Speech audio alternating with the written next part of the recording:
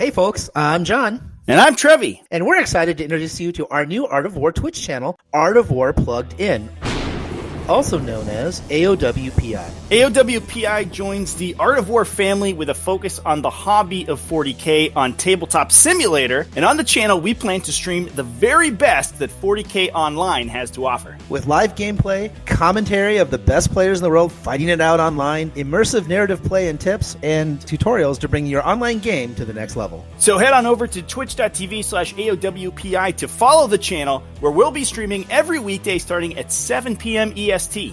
And support us on Patreon at patreon.com/AOWPI for even more content and access to exclusive online events. See you there!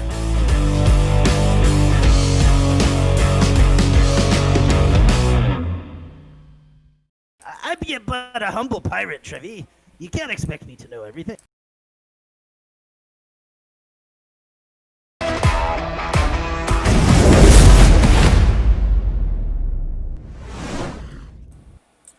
What is up, ladies and gentlemen? Welcome back to the stream. This time, Thursday night Warhammer, or Thursday afternoon Warhammer, at least where I am.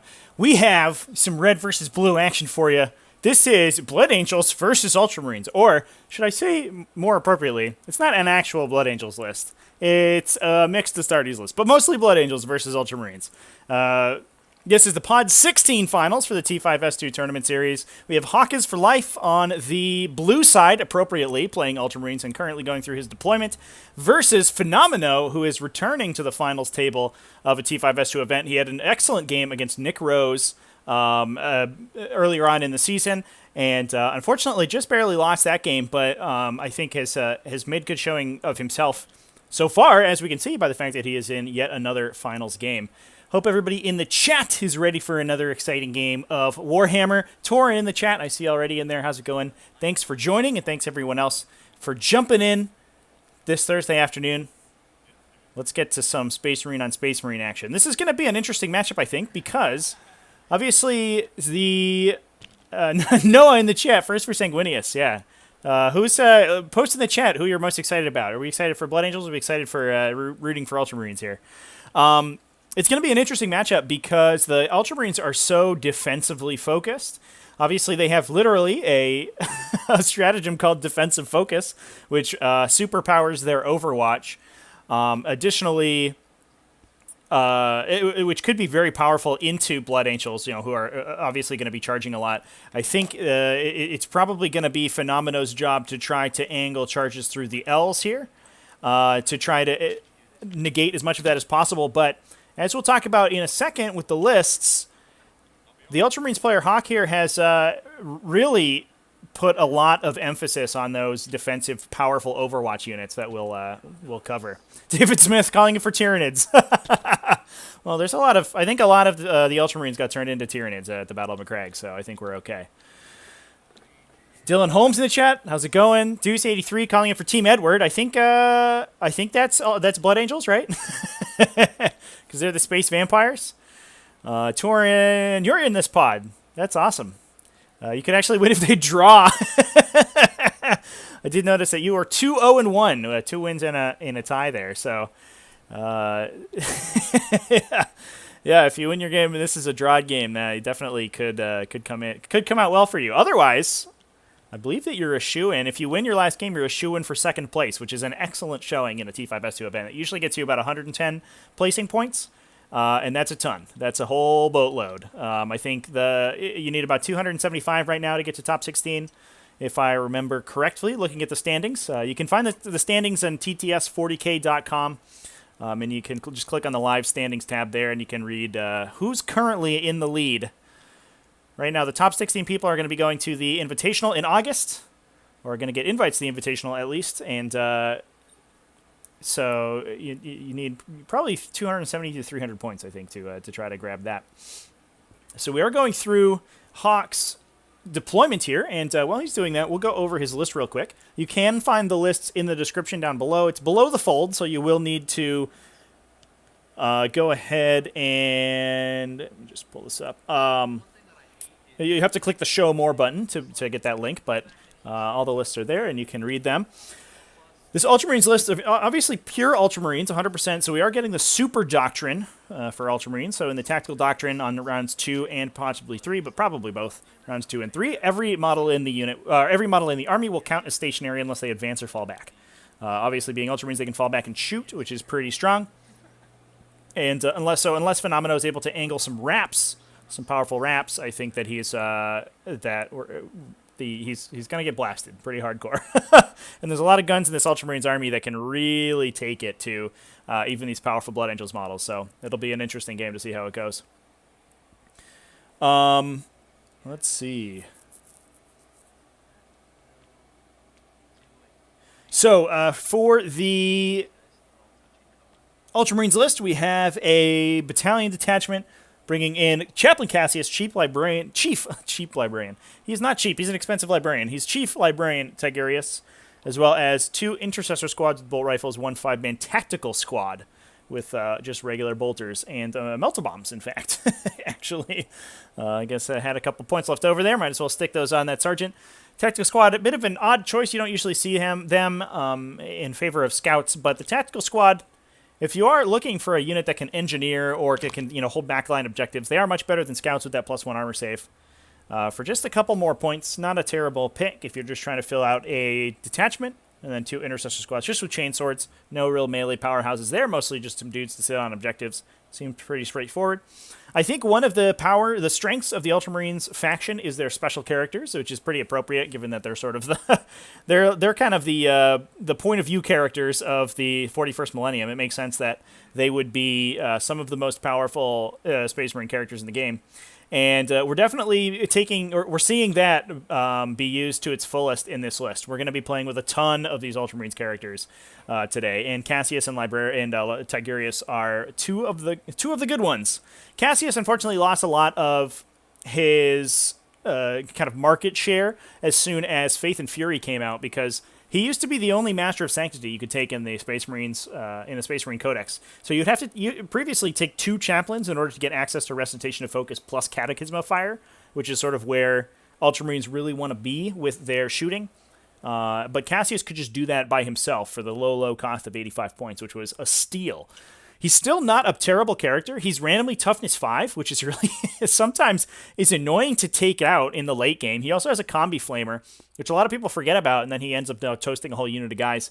In addition to pretty reasonable melee stats, being a chaplain. So he's not a terrible include at all, and just for a couple extra points over the top of a normal chaplain for basically that free Master of Sanctity upgrade is pretty strong. It's a pretty strong include. Tigurius, obviously an enormous powerhouse. He's reroll cast. He's +1 to cast and deny. He's he has his innate -1 to hit on one thing within 6 inches every round, which is really good on a unit or an army like this that has a bunch of really big, beefy targets that you want to make hard to kill. Should see his psychic powers noted down. Looks like his psychic powers are noted down right here. He's bringing Null Zone in to deal with those Smash Captains. Veil of Time to fight first, even if you were charged. Not a great pick, typically, because if you are successfully charged, your opponent can just elect to fight sort of at the same time. So it doesn't really make a huge difference, but Might of Heroes is really the money shot here. +1 strength, toughness, and attacks on a single model. Doesn't have to be a character. You could put it on a sergeant. You could put it on an assault centurion. You could put it on the Relic Leviathan here to make it toughness 9, which is really tough to get through, even with +1 to wound from those Blood Angels.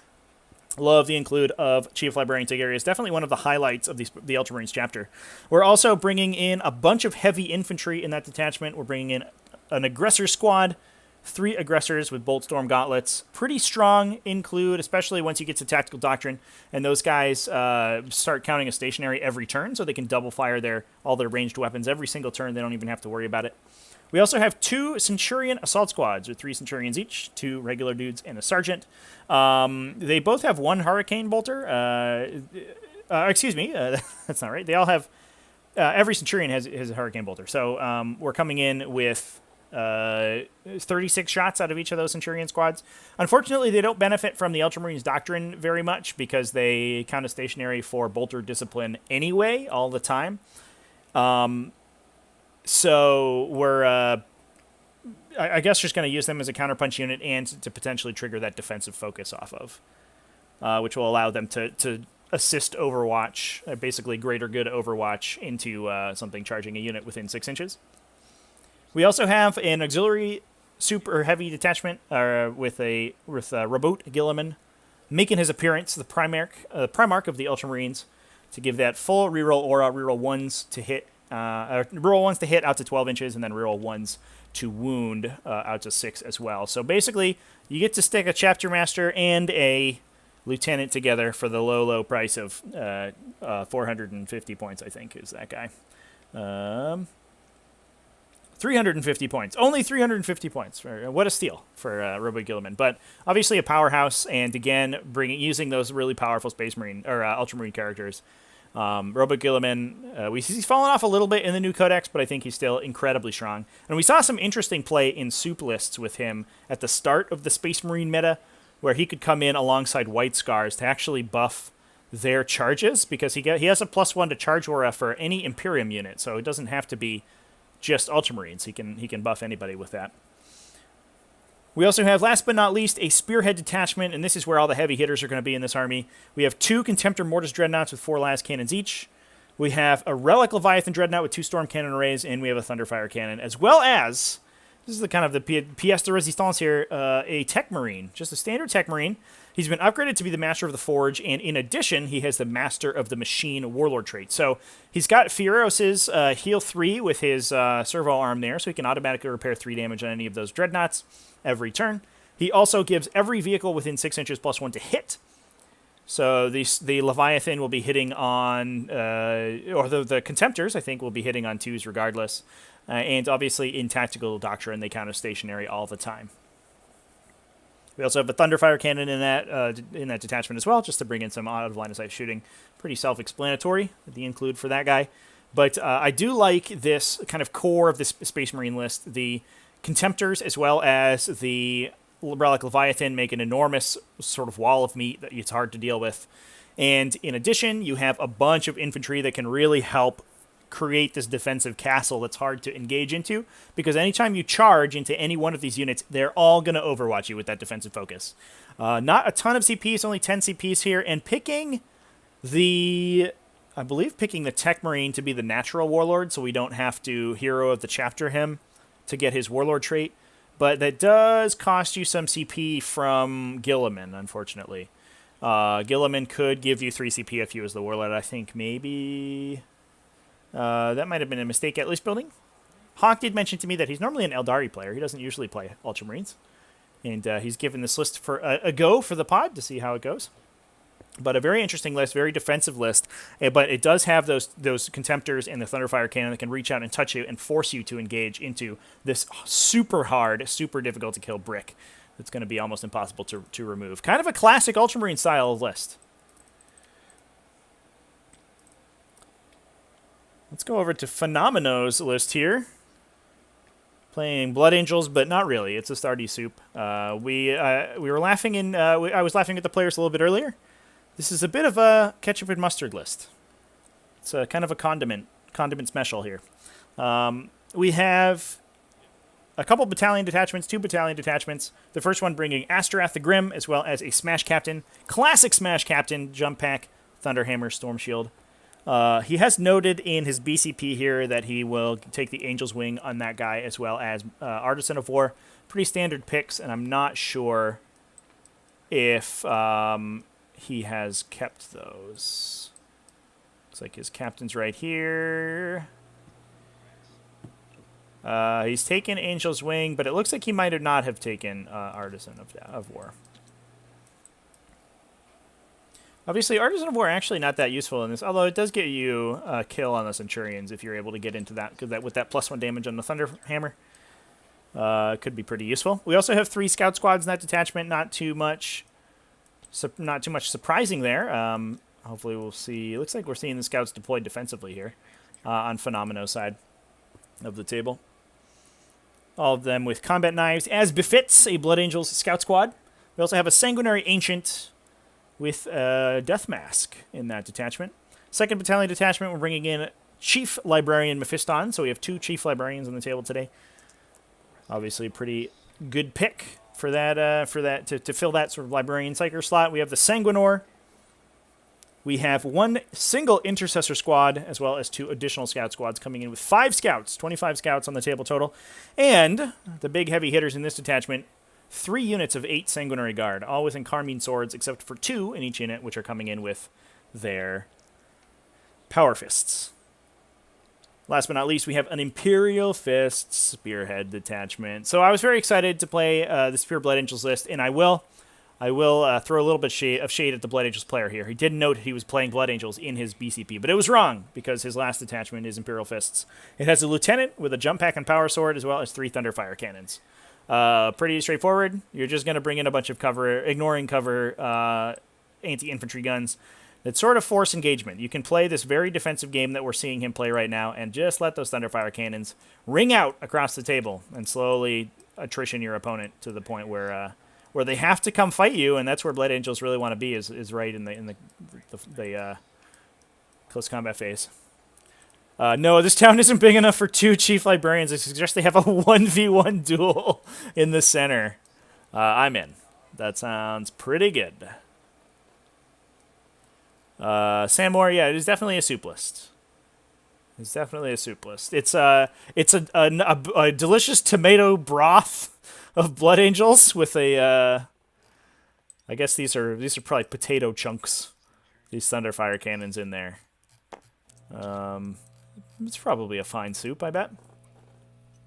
But here we go. Hawk taking the first turn, moving up the table here. He did win the roll to go first and elected to attack. Obviously, going second against Blood Angels is oftentimes a nightmare.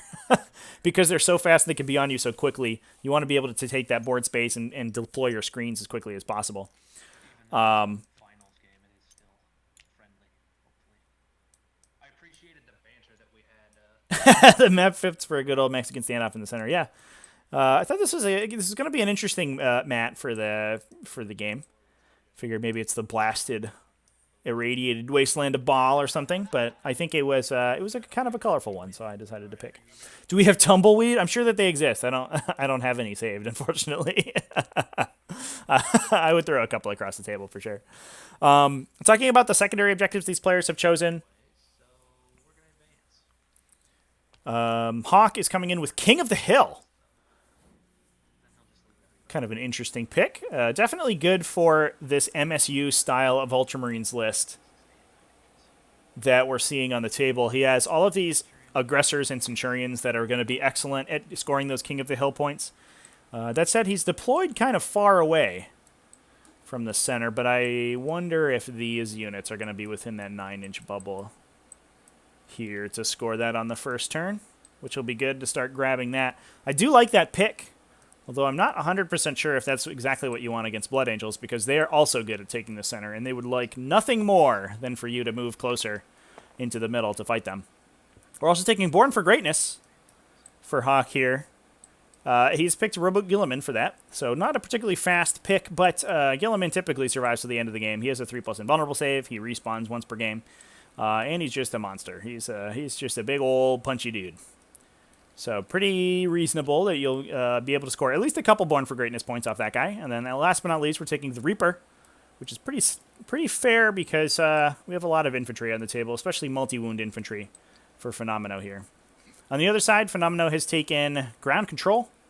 Makes sense for a list that's about to deep strike all over the table. We've taken Engineers. I wonder who his engineers are. I imagine it's some intercessor squads. At least this one intercessor squad, and maybe these pink. It looks like he's marked them pink, actually. So these 2 units are going to be the engineers. Pretty good choice, even though there's a Thunderfire Cannon on the other side of the table. It's certainly not 3 Thunderfire Cannons. And intercessors are usually pretty good at surviving those Thunderfire Cannon shots, especially if they're in cover. 2 wounds is a lot of resilience, and a lot of times your opponent just has to start shooting at your actual impactful units, I found, towards the end of the game. Last but not least, Gangbusters for Phenomena, which he can score off of the aggressors and the Centurions.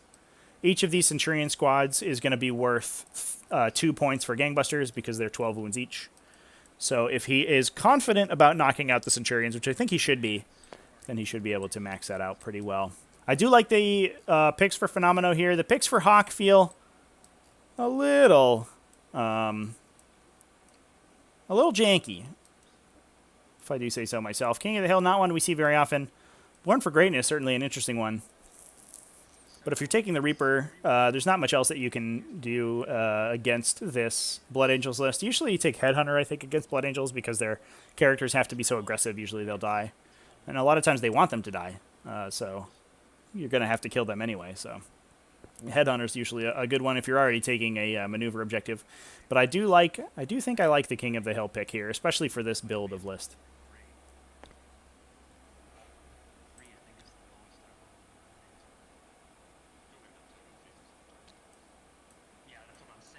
Torin, yeah, 6 out of 8 players in the next rapid fire pod.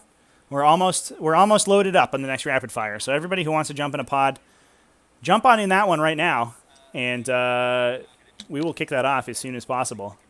If you are a Tactical Tortoise patron, we also have just announced a new patron pod that's launching Monday. There is a post on the Patreon page about that. Patreon.com/tacticaltortoise. You can go join up, and that is going to be basically a standard pod, but with a twist. Is that you do not have to submit your list before the tournament. We can play a different list every round. You do have to submit your faction, but it's basically the Youngbloods rule, where you're able to change every round after you see what your opponent's faction is. But hopefully that'll let us play some interesting, some goofy lists. Run through the bottom of our battle scribe where we have a bunch of 8th edition lists that we haven't gotten a chance to play yet, and send out 8th edition in good order. Chad, how are we feeling about this matchup so far? I do feel like, just right out of the gate, Hawk does have another turn to deploy his screens before the Blood Angels can bring all of their Deep Strikers in. That said, they do have the opportunity to Wings of Fire 1 unit in and potentially start getting some kills early, although I'm not sure he wants to do that. Although Gilliman seems really exposed right now. Well, I don't know what the screen looks like here, but it feels to me like you could Wings of Fire a Sanguinary Guard unit right there. Although I think Hawk actually might want that to happen, because if that happens, he gets to shoot them with a Storm Cannon array and a unit of Aggressors double tapping with full rerolls and reroll 1s to wound. And then even then, you might just make all your 3-up saves on Gilliman. So maybe he's okay with that going down. If your opponent spends 1 billion CP, it's 4 CP to combo off with the 3d6 charge after a Wings of Fire, and you get to pick up a Sanguinary Guard squad probably for free if that happens. So I think he might actually be okay if that goes down.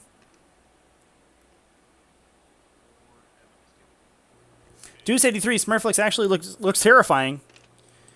It's hard to engage into, that's for sure. I think most of the time you'd probably be able to pick it apart if you have significant ranged attacks, or if you're able to use terrain effectively. One thing that I think Hawk was pretty worried about here was Phenomeno being able to hold this objective from out of line of sight. Hawk had originally started his deployment here with the intention, I imagine, of pushing forward to both of these objectives, because we were playing Nexus Control. Those are the bonus objectives. If a player holds both of them, they'll score the bonus point every turn. But that gives this enormous blind spot to his list where Phenomeno can drop units down, he can charge through the wall, and he's not taking Overwatch, whereas this list relies on Overwatch. So he's going to he's placing some Centurions in this building to draw lines of sight from out of there. And then it looks like his whole formation is going to move into this side of the building and encompass it, so that there's no area where you can go where you're not going to get defensive focused by multiple units with Gilliman's Aura.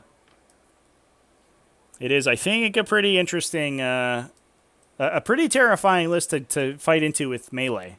That's for sure. Although I'll say it now. I think these 3 Thunderfire cannons on Phenomeno's side of the table are going to be the difference, because they are going to keep him in the game even on turns where he's not engaging in melee. And he can wait for his opponent to slip up. He can wait till turn 3 to drop his stuff in. He doesn't need to drop him in immediately to sort of keep up on attrition. He's just going to start picking off intercessor squads. He's going to pick off this tactical squad, the tactical squad that is up here. He's going to pick off maybe the Thunderfire cannon. He just has so many options of things he can start grabbing for kills, whereas his opponent is not really going to have that option. Although it does look like we saw A suppression fire on the Ultramarines Thunderfire Cannon going into the scouts on the objective and able to knock them off. So that removes one of the engineers from the game, although the pink intercessors will probably be able to do that job just fine. But it does score Hawk a kill, which I think is, or Hawkeye. Hawkeye is his name on Steam here. It does score Hawkeye a kill, which is pretty good to keep him on the board early, although I think that might be the only kill he secures, unless he gets lucky on a scout squad later on.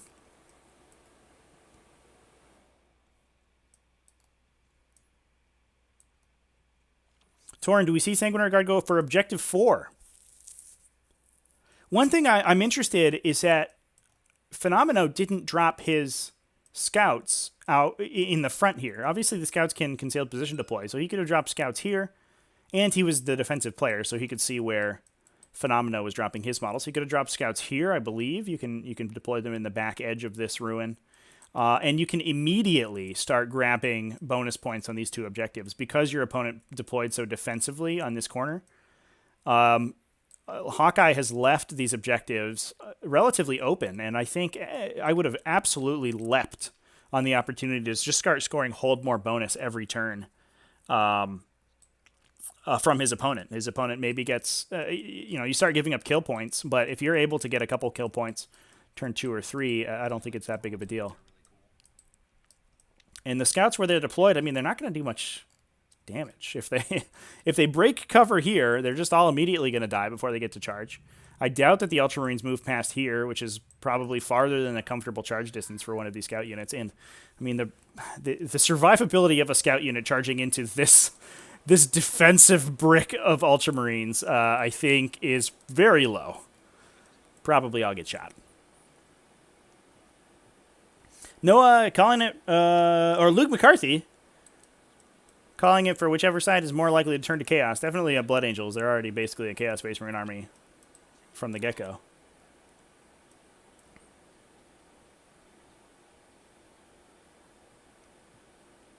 Deuce 83 could wait for this Ultramarines to go center and then pick up the Thunderfire Cannon with Deep Strikers. I think that's probably a good play. You can charge the Thunderfire Cannon, wrap the gunner, and then you get to kill the gunner next turn, and then go out and start doing stuff. That's probably where you want to be with as Phenomeno. And unfortunately, Hawkeye doesn't really have the beef to screen that out. I think maybe I would have liked to see the Intercessors hang back, actually, and you basically screen with the Centurions and the Aggressors off this big brick here. One thing I will say it now, one thing I don't like about Hawkeye's placement is the Contemptors just in with the rest of the brick, because they're not good at fighting in melee. They're just bad at it. They are good at shooting, but you're not going to shoot that much against this Blood Angels list until it's on the table. And in which case, these two models will pick up like an entire Sanguinary Guard unit, but just putting them out in front is a recipe to get them punched or get them wrapped. Although they can fall back and shoot, so maybe that's what Hawkeye's going for. It does look like he's trying to prevent wraps on his Leviathan Dreadnought. He's got some good placement here. He's got characters preventing where models could be with a charge, and he's got the Contemptors here as well. So it's hard to get a tri-point on this guy, and he's going to be able to fall back and shoot at whatever charged him, which is pretty brutal. And with the +1 to hit on from the Tech Marine, and probably ignoring the move and shoot penalty, he's still hitting on 2s even if he falls back, which is really scary.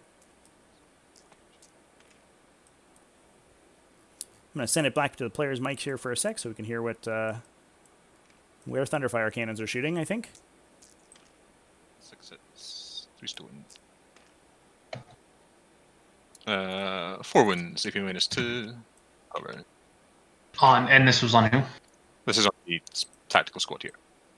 This one here. Looks like we're just going to pick up that tactical squad to Sorry, your remain hand live isn't on showing kills. up for me, so. Sorry. Just hovering over this squad. Yeah, so I can't see it. So is it this Marine squad? Yeah, there we go. Okay, now. Yep. Now I see your pings, but I couldn't see the. That'll kill 4. Boosh.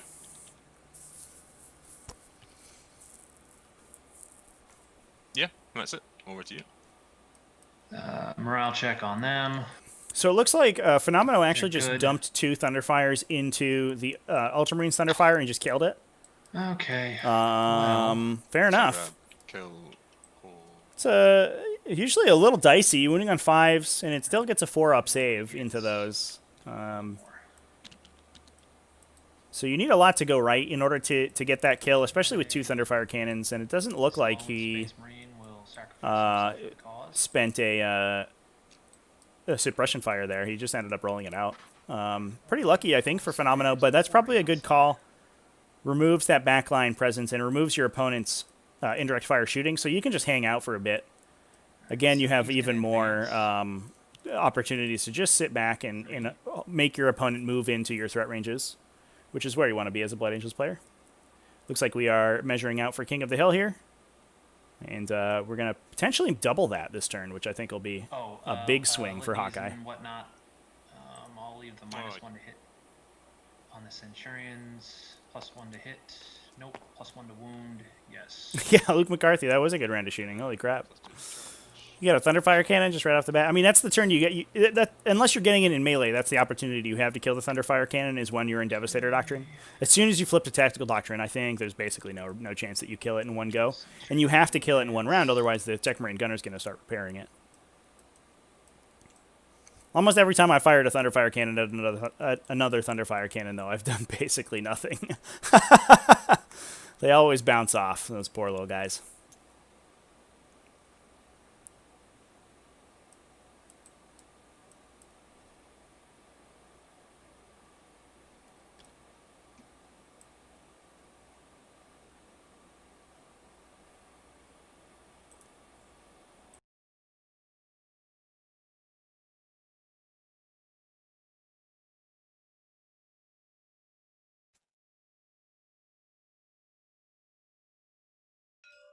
Oops.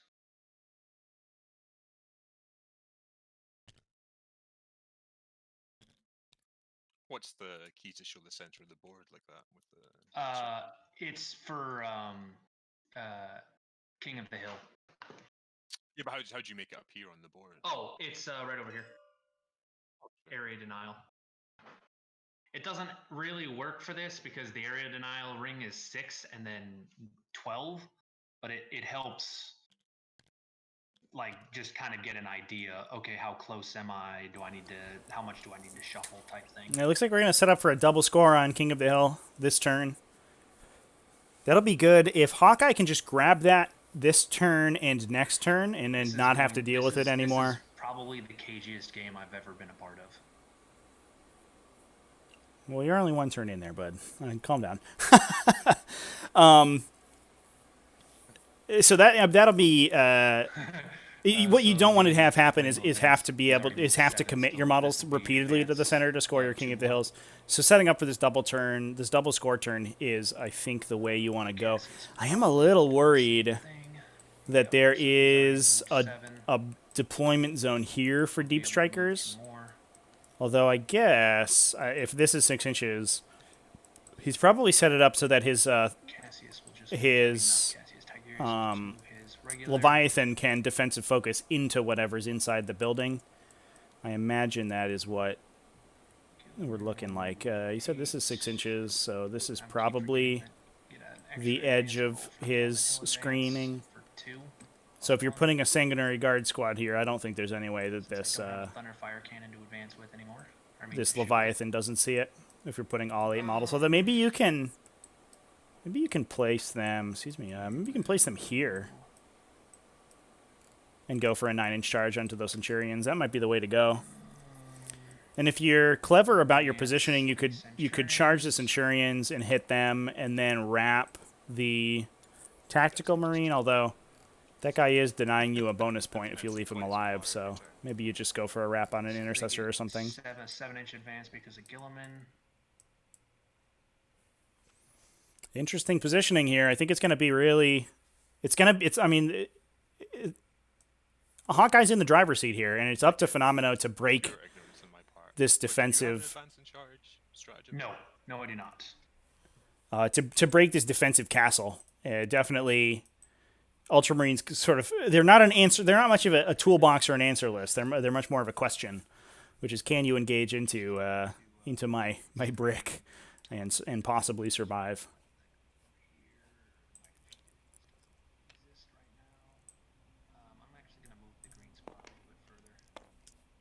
Torin, the one tactical marine surviving was pretty intense.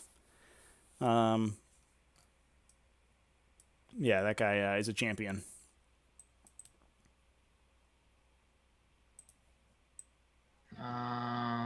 And then red squad, or actually this tech marine will advance.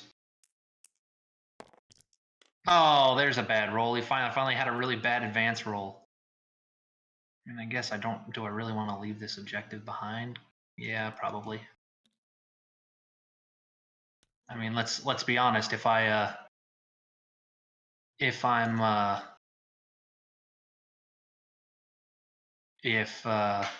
I'm not holding these objectives later on, it's probably because I'm already dead. Red squad will go ahead and advance because they're not going to shoot at anything anyways. They will not get the bonus.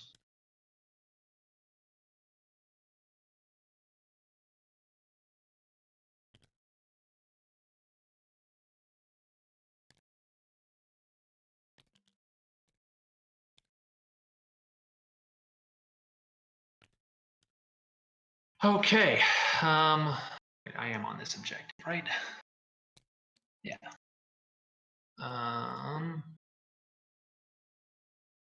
So, yep, that will that'll do it for that. So I will go to psychic phase, might of heroes. I will re-roll that because I'd rather not perils. Boring. All right, nulls or might of heroes will go off. And I'll once again put it on this front centurion. Or actually, I'll put it on the middle centurion. And then I will do nulls. Try to do null zone again. Oh, Hellfire just works on every psychic power you can. Yeah. Good.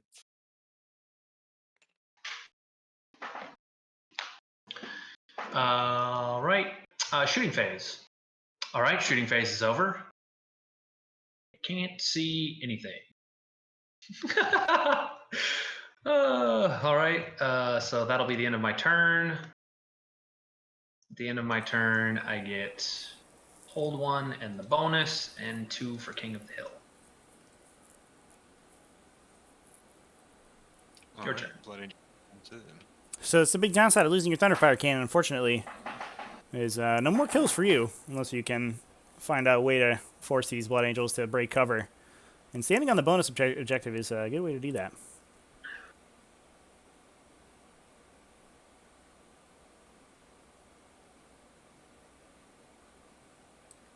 We'll see what Phenomeno wants to do here. I think the screen is relatively complete for Hawkeye. I don't think there's any great area for Phenomeno to deep strike into. I think the two questionable areas would be behind this ruin. I'd love to hear what Trevor's saying right now. And the Ultramarines' turn ended without firing a single round, so that's quick. Basically, I think we're probably in for a pretty quick game here. Although I think our fight phases in the late game are going to be pretty intense. But as I was saying before, I think this area it's maybe one place that the Blood Angels could drop in and not be defensive focused too hard. Might get one Centurion to see you, but that's not the end of the world. And the other one is back here, where you could charge into these aggressors or maybe these Centurions and not get hit. I think I would have liked to have seen the aggressors deploy inside the L here so that they could overwatch anything that drops in behind them, and potentially even Auspex scan if you want to spend that kind of CP. But I wonder if he was worried about Gilliman's positioning. Not that you care, it's fascinating to me. Oh, we get none of that over here.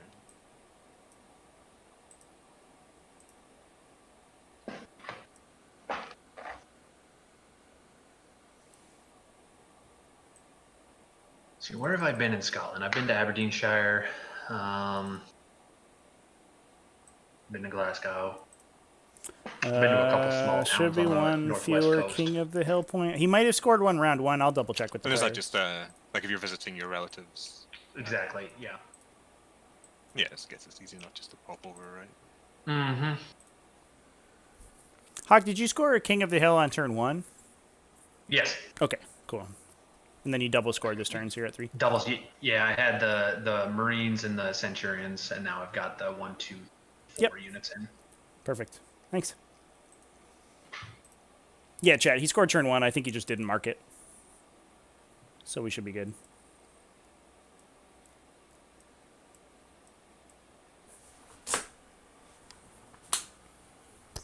Luke, this game does not appear to be an opportunity for me to yell dice down. Hey, it works. That should help you. Yeah. Unlike the game that we streamed yesterday, where time was very much an issue. Since he's a little bit diagonal right now, but it should help. He's diagonal because he's sitting. I don't believe that it will happen this game. I think we're going to have a quick one in the books here, ladies and gentlemen, which is good because we have a lot of other games going on simultaneously. You might be able to jump into one of those afterwards.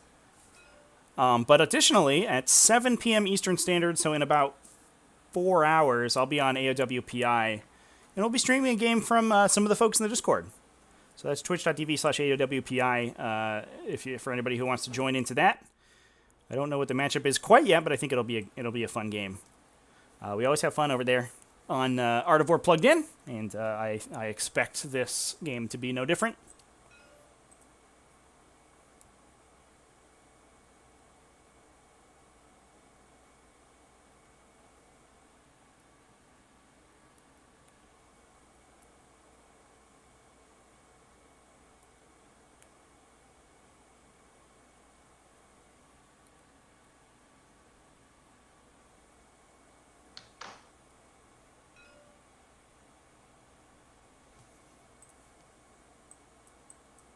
Unless you deny outside of 24 inches. No, I do not have a deny outside of 24. And if I do, that's something I need to learn about because that would be a good thing to know. But I have about 1,000 points built and painted of my Ultramarines. I'm a big believer in I won't buy something if I don't finish painting it first. Or painting the previous thing first, I should say.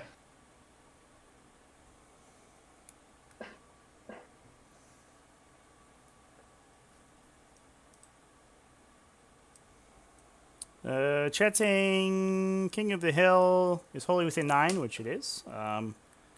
So Hawkeye would not have scored it last round. I can't measure, obviously, in spectator mode, but I believe that this is only 6 inches. If that, from here. So you should be able to fit. He had his Tactical Marines here and his Centurions here. Should be able to fit those within 3 inches of that spot. I'll give the players the benefit of the doubt here. I didn't measure, and obviously everything's moved at this point. Or Mephisto will advance. He's still got Wings of Sanguinius from last turn. Yep. And Blood Angels get +1 to their advance, so... Turn 1, he got a turn... This is turn 2. What do you not get? Do you not get... Assault Doctrine, so I don't get an extra attack. Gotcha. I was like, I know there's one of those. And what don't you get for the Imperial Fists? No idea. Oh, I guess, yeah, the okay. questionable part, to Yeah, the point sorry. is whether there's Really 3 playing units in Imperial here. Fists, I know he sorry. measured this one, and these guys, this does look questionable. But I think the center of the board Here's Imperial Fists. is here, right? So that should be 9. Oh, the +1 damage But we'll to see. vehicles and buildings. We'll take a That's what sec. it is.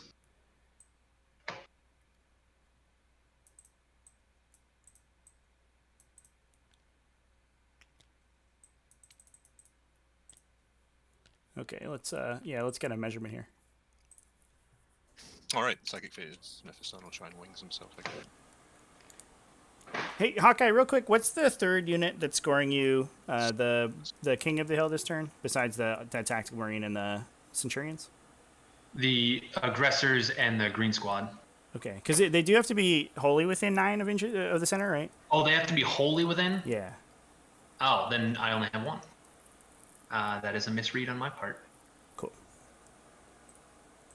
All right, chat, we worked it out. Yeah, sorry, I was misunderstanding what you're saying, chat. I thought you said that he would not have scored this round. Again, during the psychic phase.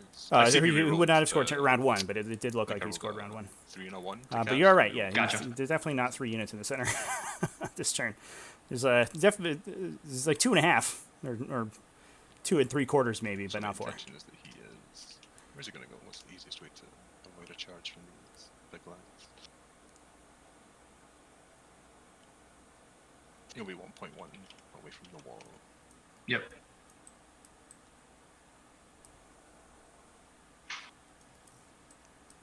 So here comes Mephiston. He's angling for a charge next round.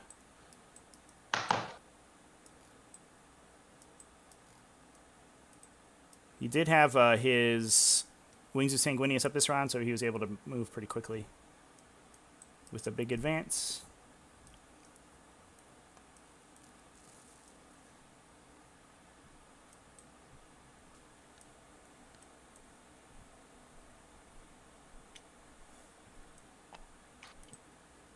He'll just chill it for now.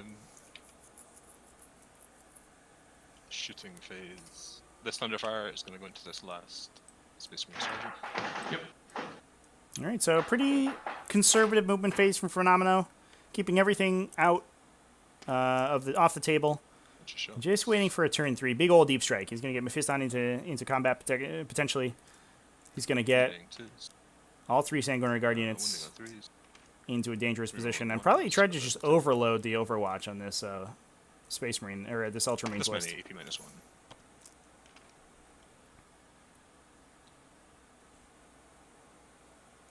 He's very holy. Columbia, I don't understand how people catch up with You run out of all the unit abilities. How do you know what your opponent will play Yes, with? just intercessors left. It's that's definitely a game sense in your sort of skill, and it's the same in every game. You know, whether you're playing a miniatures game or a TCG or a video game or whatever. You know, sort of knowing the meta and knowing what units are in play. It's a skill in the game. That said, on Tabletop Simulator, it's a little easier. Like people are pointing out, you can, if you play with Battlescribe to TTS, which will, I think, in the not too distant future, will probably become a requirement for competitive play on TTS. You can see all of your opponent's stats. You can't necessarily see all their special rules, but you can see all their stats in their tooltip. In addition, you can actually just reference everything live on Wahapedia. I think is typically what people use to reference all of their rules, in case you want to see what everything can do. But just like every game, sort of knowing the units that are available to each army and stuff is something you have to know to be competitive, but it's not super hard to learn, especially in 40K where a lot of things kind of share attributes. Typically, if you have a weapon that's called something, every weapon in the game that's similar will have an identical stat line. For example, the Blood Angels and Ultramarines both are Space Marine chapters, and for the most part, they share a lot of units. These Thunderfire cannons are Imperial Fists, and while they have some extra abilities, they're going to be identical to an Ultramarine Thunderfire captain. Scout squads are going to be identical to an Ultramarine Scout squad. Intercessors the same way. So you already know what those units do if you're playing with them, and you don't need to internalize that information as much. Assault Doctrine. Just bring it. No, I'm the Ultramarines. I'm not going to the Assault Doctrine, but I will go to the Assault Doctrine. Now that it's Battle Round 3. I figured. Oh yeah. So it looks like Phenomena was able to pick up that +1 2 hit. Tactical Marine to grab his kill more this turn. Very cautiously sitting 6 to 7 right now. Not inspiring. An extremely cagey game, like we were talking about. Is inspiring. Range, so the -1 to hit will go on the Leviathan Dreadnought.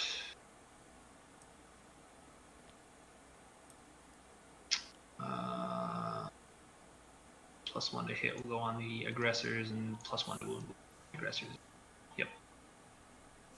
Cassio's doing his thing. Okay. Throwing out some catechism and recitation. This He's is just telling stories. interesting right now, to be completely honest. I honestly do not fully know what to do right now. So let's move him out. Him here. Interesting. He's gonna I do kinda like this spread move out, I think. to play aggressively with the 'Cause you're gonna Contemptors, drop your sanguinary. since they are probably the and- least impactful heavies on the Ultramarine side of the table. You don't really care about those guys as much, because last games, they are good at killing Sanguinary Guard, but they're not going to kill that many Sanguinary Guard. You'd much rather keep that Storm Cannon Array live and safe. This, I think, is the perfect place for the Storm Cannon Array to sit, since it can hit multiple angles through these ruins here. And like we said, this area behind the wall here is basically the only place you can stand and not get punched in the dick by that thing.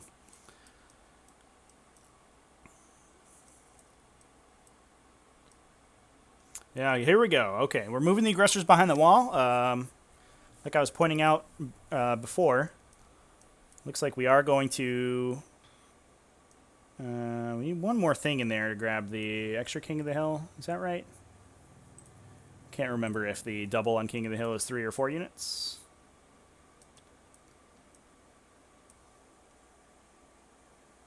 Christopher Helgren, your headset arrived. Tomorrow you're going to pick up TTS. That's awesome, dude. Welcome to the community. I'm sure if you hit up in the Discord are looking for a game channel, then you'll be able to find some people to give you the rundown.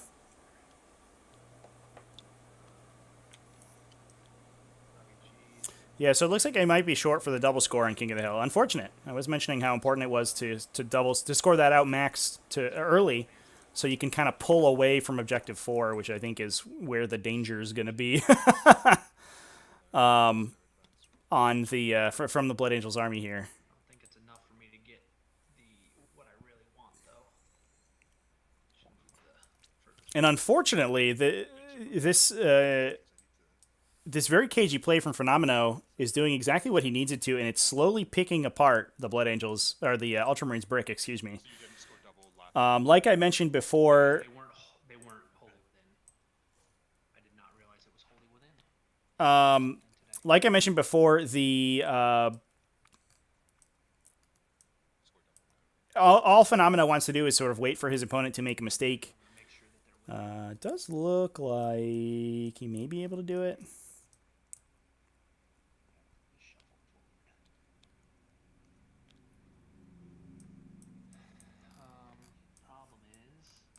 So it looks like a big 6 on the Intercessor Squad advance was able to get him into that King of the Hill range.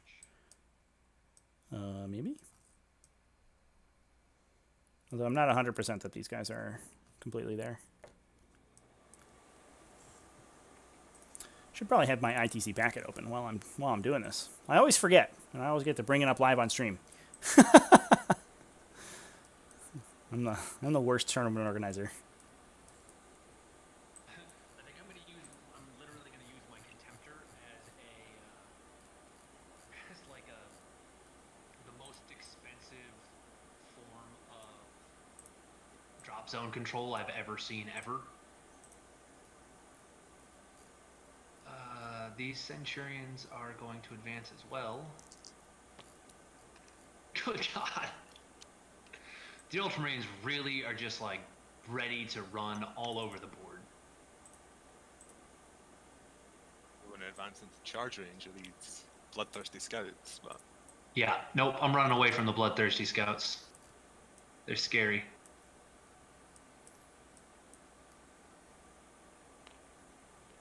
I hate playing like this, but I don't really know what to do. Because I can't charge through that wall and to run around it. I don't seems believe that ridiculous. the Contemptor can score King of the Hill. They're not multi-model units. Good.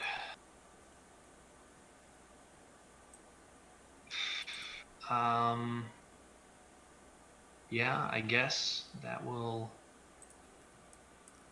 do, I suppose. Make sure I've got all my, yeah, that's all out there. Psychic phase. Gosh, this is probably the most uninteresting game I've ever or anyone's ever watched. Doesn't go. Oh wait, no, that does I go off think my it's interesting. heroes. I think it's interesting there, Hawkeye. We're gonna put it on. Gosh, I don't really want to put it on the Centurion Sergeant. Gonna put it on the Contemptor Mortis that's out front. Makes a lot of sense. Wait, do you have what strength are your weapons on the Sanguinary Guard? So each thing is an 8-man squad each. There are 6 swords, which are strength user. So they're usually strength 4, AP minus 3, AP minus 4 in Assault Doctrine, I guess. And each squad has a couple of power fists, which will be swinging at strength 8. Okay. Yeah. No plus strength auras. I'll put the Might of Heroes on the Contemptor, and then Those globally get +1 to win. Just keep Null Zone. Oop. Rolling. Flubs the null zone, and Yep. there we go. We get it. Okay. Once again, that's probably the most thrilling turn you've ever witnessed. Once again, I hold 1 and the bonus. And I screwed up. I forgot to move Bobby G onto the objective, but I will have to do that next turn.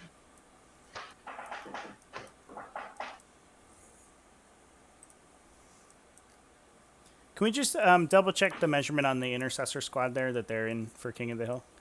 Yep.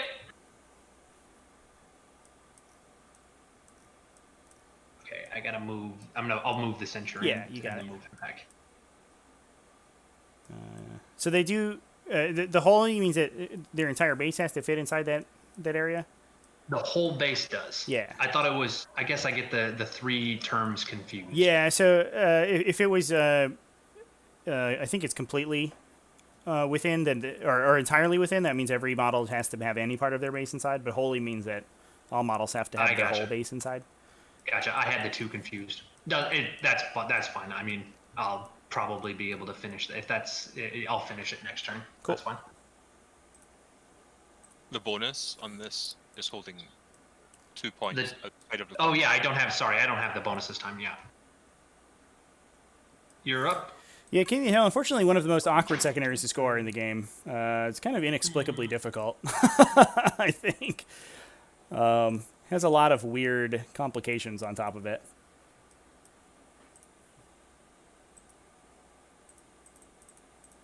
Sorry, the buffs on these are less. We'll see if he gets max next turn. I mean, we'll see. There's a non-zero chance all these units get blown up by Sanguinary Guard this turn, so I don't know. 3 on King of the Hill, I think, is pretty good, though. Should be okay with that. I mean, the terminology is fine as long as it's defined. I like most things that use within versus completely within. I think that's a terminology a lot of games use, which is pretty clean. But GW, they like to buck the trend, so that's okay.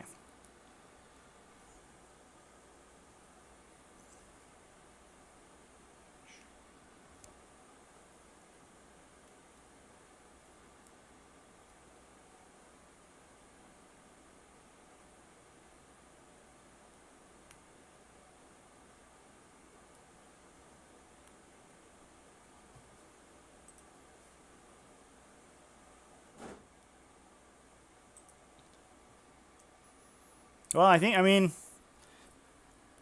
if everyone was looking for fun games, we're only 30 minutes into this one. 30-ish minutes. And we're already 2.5 rounds down. So I think it's about to get fun, ladies and gentlemen. But I do think, to the point, I think that these games, if there's not a ton of action happening at any one time.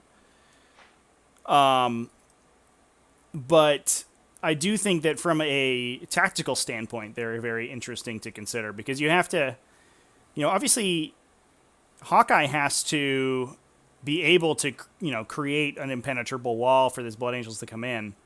and Phenomeno has to discover the weak point in that castle. And it's a kind of battle of wits that I think is very interesting, that isn't often sometimes that we see in 40K. But I have said it on streams before. I think the armies that function based on deep striking and long threat ranges typically make for the most interesting gameplay. Even if they're not the most competitive or the most powerful armies, they make the most interesting viewing because Phenomeno, it's just a billion options, and Phenomeno has a ton of things that he can do right now to try to get through this Ultramarines army. And seeing how he utilizes that toolbox is going to be really interesting. Torin calling it for Blood Angels here. I do think that it's Phenomeno's game to lose, but he does have to bring all of his reserves in this turn. He could just play the cagey game. Well, Mephiston's going in. He's ready to fight. Go get on in there, buddy.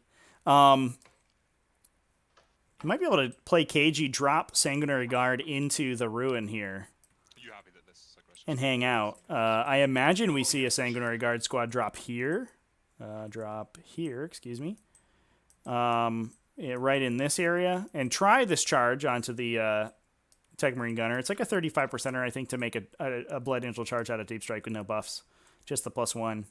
But you might as well go for it, and there's not really much that's going to hit you back if you can hide effectively behind this wall from, especially the Contemptors. You'll get hit with the Centurions, maybe you'll get shot by one or two of those guys. It's not the end of the world.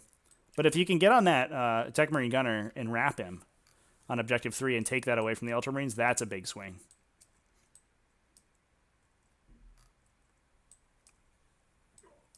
And then the third guard squad could either come in this way, try to go for a pin on these intercessors, but I don't think that's possible because they're next to the ruin wall.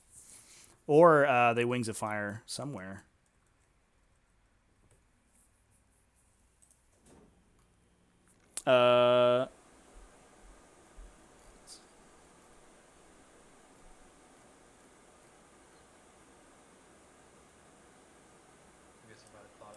Why Torin asking why put the? I imagine you're asking about the intercessors. Why put the attack marines on this side of the wall? Here, he's trying to screen out this area as much as possible, because like we were talking about before, this is the blind spot for his Overwatch. So he wants that bubble as far forward as he can to try to block to deny these L's from being able to block the Overwatch line of sight as much as possible.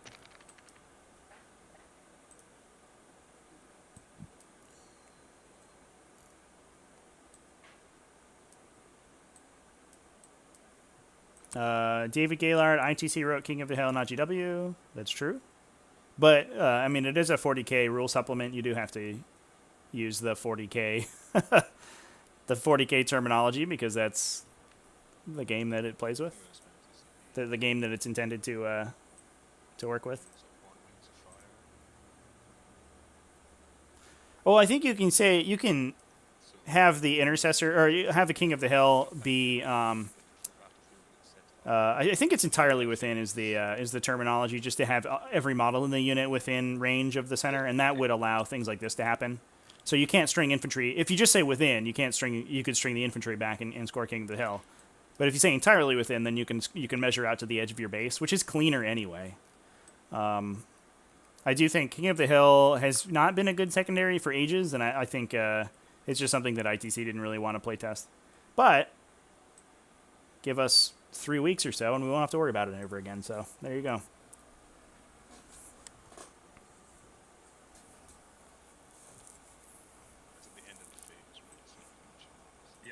Luke McCarthy, is saying that I'm waiting for Mono Custodes Terminator bombs to get to a finals. Well, War of the Spider is about to be legal, and I imagine that we'll see some Mono Custodes Terminator bombs as soon as it is.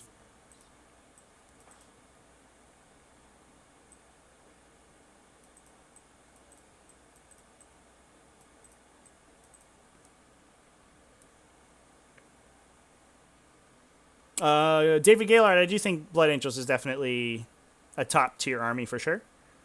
I'm just saying that sometimes armies that rely heavily on deep strike abilities aren't always the most competitive, but I do think that they make for the best gameplay. That wasn't directed at Blood Angel specifically. That's just a sort of that style of army in general.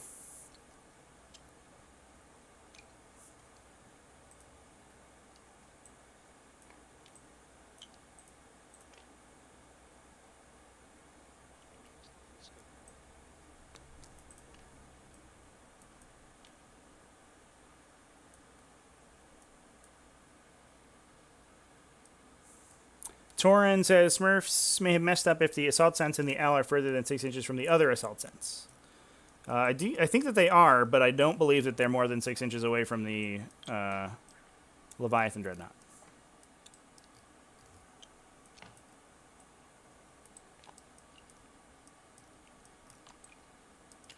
Oh, from the aggressors, you mean, Torin? Yeah, so the aggressors are in the L here. And I think that they are within 6 inches of these guys, but I'm not 100% sure.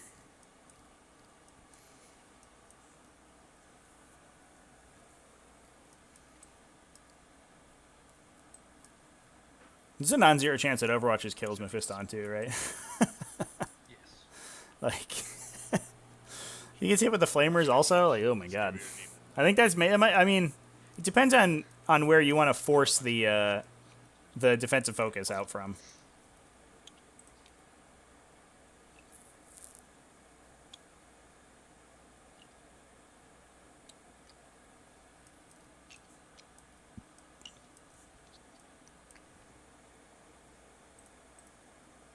You satisfied that this red squad, the Sanguinar, and the Fire Cannon are all more than an inch away from each Yeah. other? Yeah, for sure. I don't think anything's in range to charge them anyway. I think you're okay.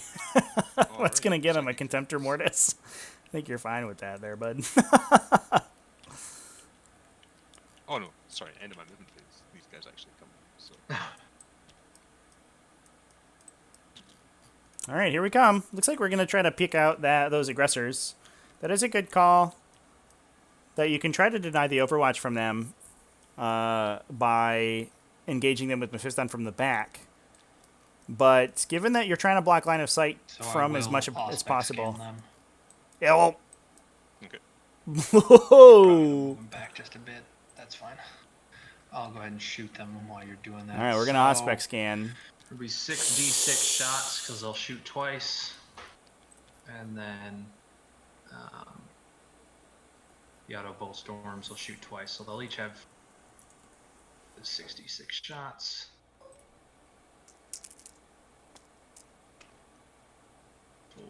For 23. These are strength 4, right?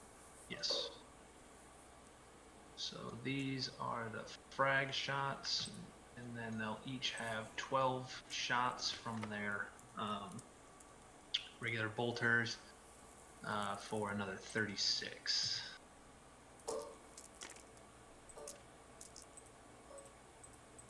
So 59 shots.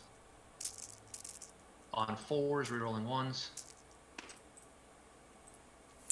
Yikes, ladies and gentlemen. This is brutal. How many 3s did I just delete? 11 3s. They're +1 to hit. Oh boy. And strength 4 or 5. Or toughness 4 or 5. Toughness 4. Okay, so 3s to wound because This is brutal. Catechism of Fire. And rerolling 1s. So that many at -1? I guess that's Oh my god. Saves weren't too bad. Looks like 4 Sanguinary Guard might go down though. Do they have their banner around? They don't. Oh my god. Yeah, there you go.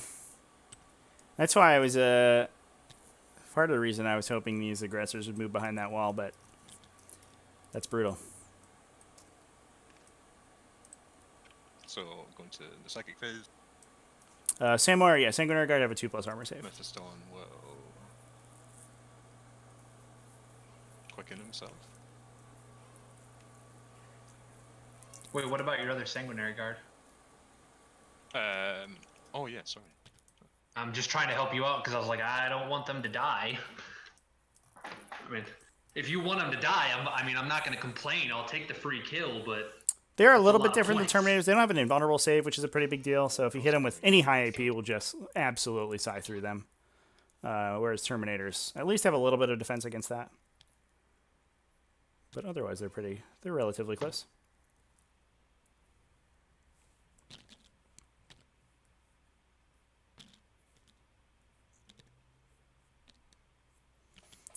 Torin taking back the Blood Angels call. We're already swapping over to Ultramarines. Yeah, that is brutal. I mean, this list is built to force you to eat that, though, right? Like, there's nothing you can do about it. So, psychic phase now. Quickening. I think, yeah. Yes. That's a lot of casualties. Woo. Oh, it went off on a 9. I see. I didn't see you roll it. So +3 to charges, +1d3 attacks. I gotta check something. I don't know if it...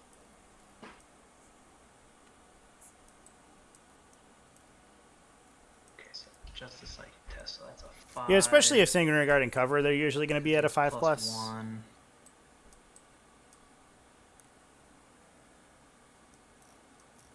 But you get Yeah, hit, I'm like gonna- I other gotta Space try and Marine lists will roll get to AP4 pretty quickly. Like a lot of Plasma Gun based lists Denied. and stuff like that, Meltas, whatever. And then you'll try and...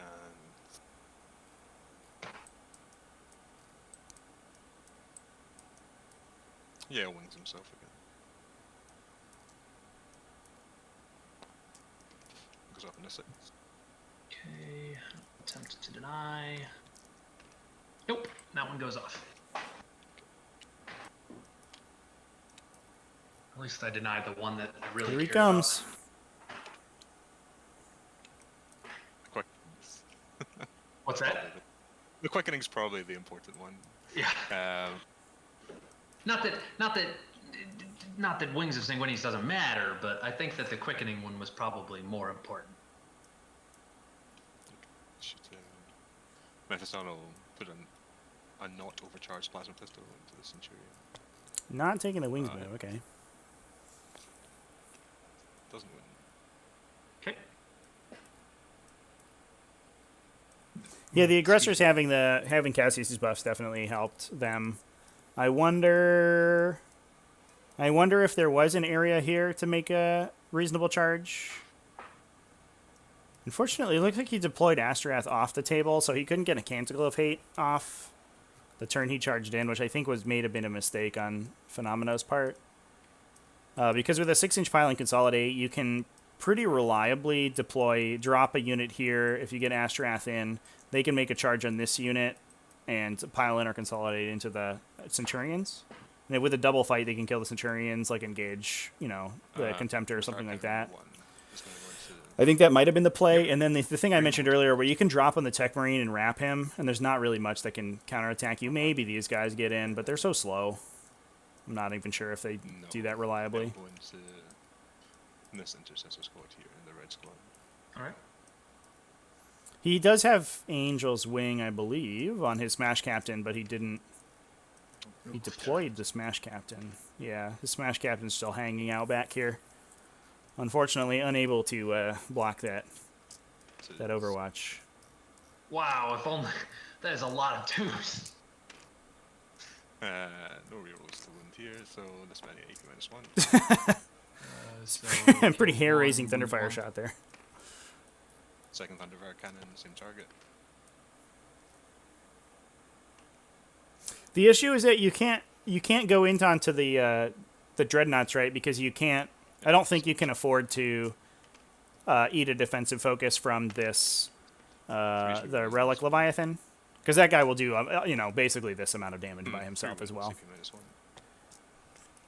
Kills the wounded one.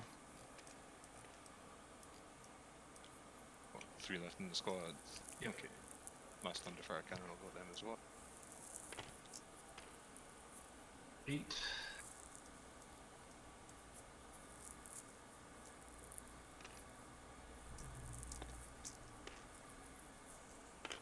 I had to take a phone call real quick. Yeah, no rush. Tell you what, I'll grab a drink. And Hey, Coach, what's up? Coach up.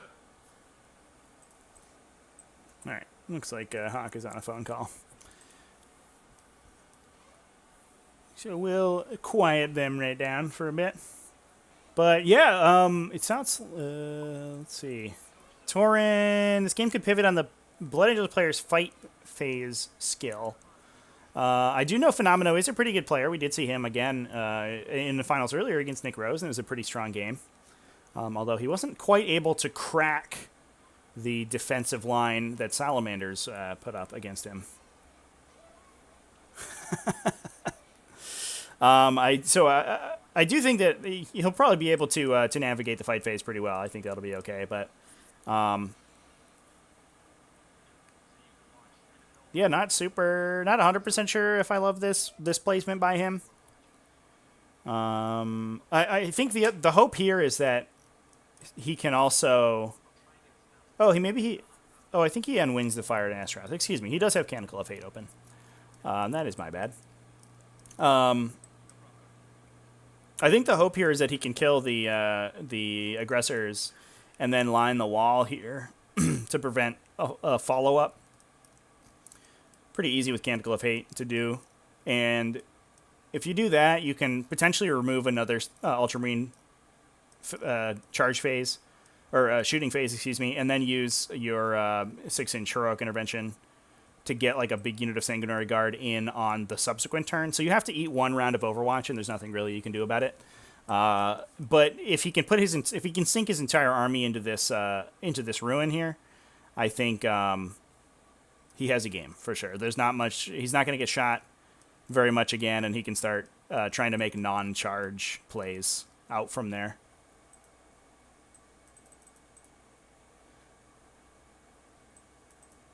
No, this match captain is right here. He's hanging out with the Sanguinary Guard. Not in Deep Strike.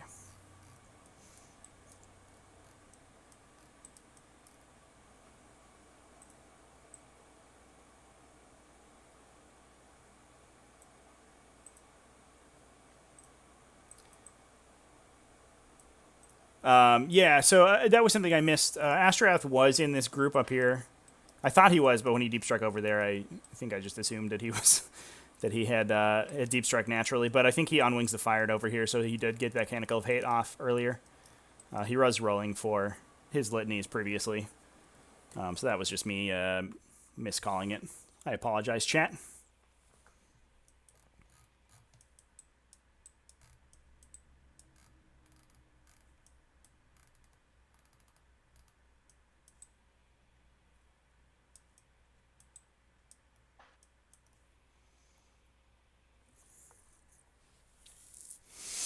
So I think it's going to come down this turn to how much damage, if this is in range for a defensive focus, how much damage these guys can do to Mephiston. All right, go ahead. Might be okay with eating that Overwatch, because it probably looks like it's either just Gilliman or these Intercessors, in addition to the Centurions, which isn't that much damage. Maybe, yeah, just Gilliman or the Centurions, I think.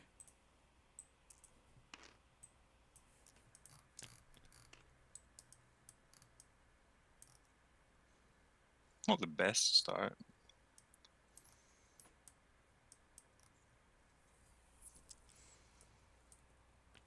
Okay, I'm gonna double ones. Ooh, on the first. Oh my gosh.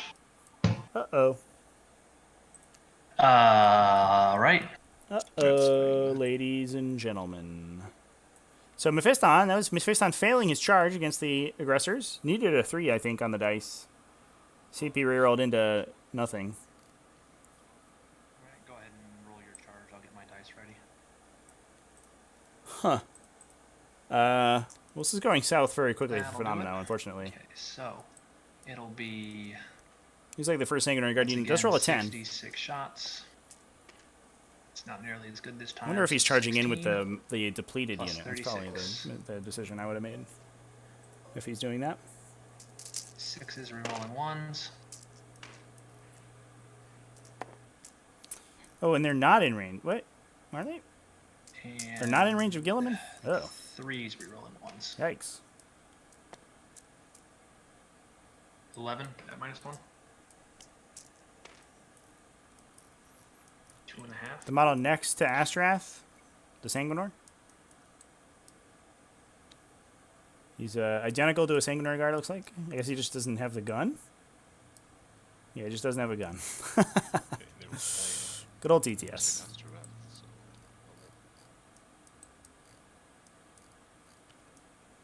Here they come. Okay, so that was the full unit. Looks like we lost 2 to the Overwatch there. Still pretty brutal. But at least we're into combat now. And these aggressors should be picked up in short order. Mephiston failing his charge, though, is super bad. You don't want to lose those random Sanguinary Guard for no reason. Those are expensive models. And you're going to need them to attrition through this whole brick of this Ultramarines army. And Mephiston is just open to be shot here. Yikes.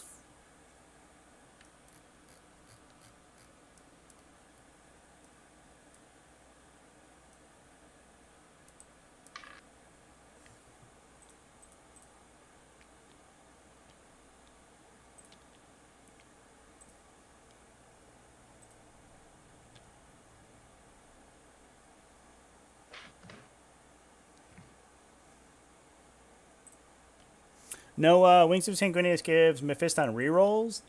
Does it? No. Oh, it does. Who knew? He did cast it. I mean, it is an optional ability, so I think he's just forgotten. He's just forgotten about it. He also didn't take his Wings of Sanguinius move. just need to make sure I'm not actually just walking. So honestly, like, it's kind of feels like it's on Phenomenal here. You could have made that an unfailable charge, and then he just didn't move him for some reason, and I'm not sure why. So I think that's a bit of a mistake there in that part.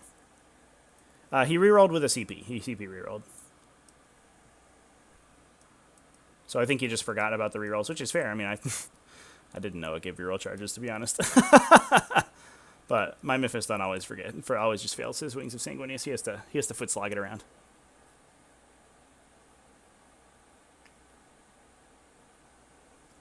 Alright, the next Sanguinary Guard squad.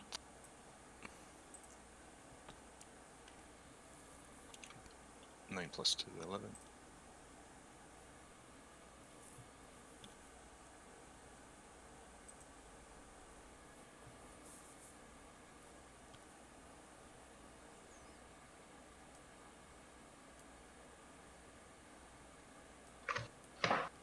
Yeah, I think a couple minor mistakes being made here. Obviously, very impactful for Phenomeno. I think there's definitely the impetus to say, oh, it's only a 3-inch charge, like whatever.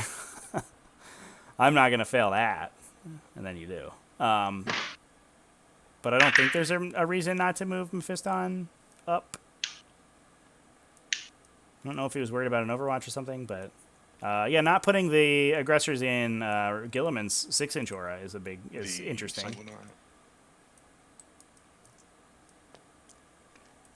8 plus 2 is 10. Now, your roll for Mephiston was pretty bad, but all of your other rolls have been very juicy.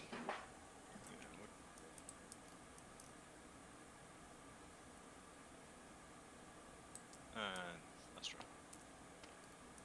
I'm not really sure you left a path for him anyways. You can fly, right? So you can move Oh, on. he could fly. I gotcha. That's right. I forget he's Like- got a jump pack. Yep. You needed pretty far. Yeah. You needed probably a 10 to get there. Maybe, yeah, maybe even an 11. But it doesn't matter because it's only up at 6. Or an 8, I should say. Alright, so I'm gonna activate this big Sanguinary Guard squad first. Okay.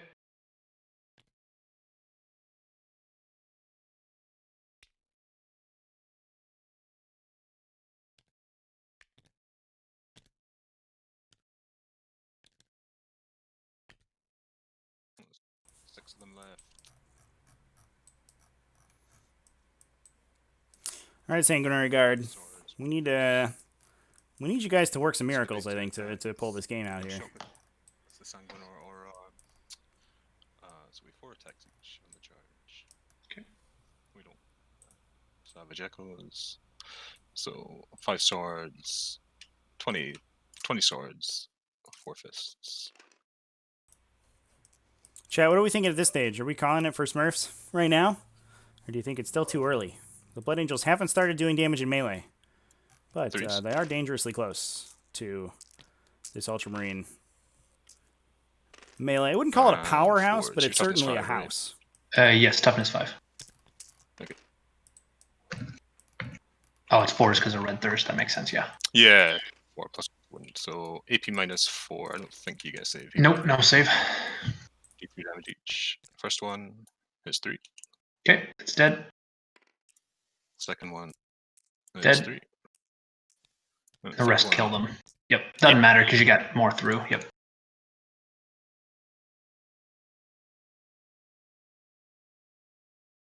Well, that was easy. Pop the aggressors right off there. Yeah, might be too close to the wall. It looks like this guy probably set up right adjacent to the wall. So probably can reach through there. Makes that charge Not with sure the you can do Centurions that pretty with these easy. ones over here though, because they're already like up against the wall. I guess you can move them diagonally this way as long as you get closer. I have to end up closer to this guy, right? Oh yeah. Is he technically closer to? Let's double check this. He's closer to the Intercessor Sergeant, but this one's going to be closer to the Centurions. The back one is. So he's going to have to stay against the wall. He is here. Let me just see what it looks like if he was here instead.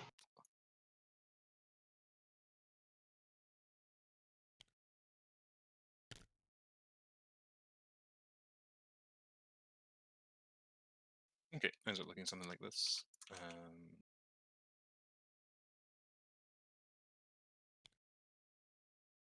I'll activate this 4-man squad over here. Yep. Be closer to this guy slightly. This guy. Find where he is. This guy. So he's 5.7 if he's here, but if he moves here.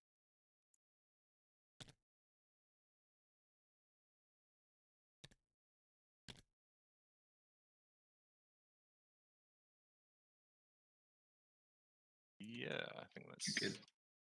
Okay. So this guy's on Yep. a limb. The squad highlights get marked up. So is this blob of 4 or 1 squad, and then these other guys here? These 4 and then these ones here, even though this guy's labeled yellow. Gotcha. Yellow has morale. Unless they're immune to morale.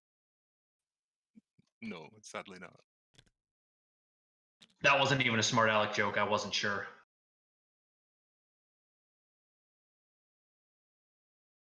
Okay, and there is Astrath's leadership power doesn't extend far enough, so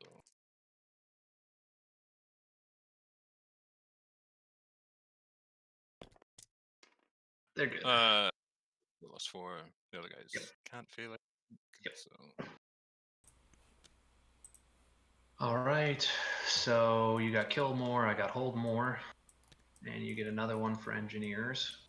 But I did earn my first Reaper point. How do I think we should consolidate the Sanguinary Guard? I don't. Not against the wall. You can't go against the wall.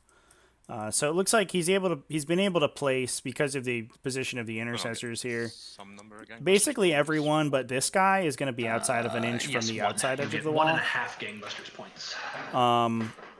Unfortunately, that means the Centurions don't need to make this charge, but I don't know if that makes a huge difference. I passed the clock. I guess in hindsight, and I don't know if this is what Phenomenal had in mind. I can't imagine it was, but Mephiston's position actually kind of makes the charge. If this guy wasn't here, it actually makes this charge kind of hard for the Centurions because they'd have to go physically around him unless he gets shot to death. Kind of funny. But I do think you could just tuck that guy and it doesn't matter.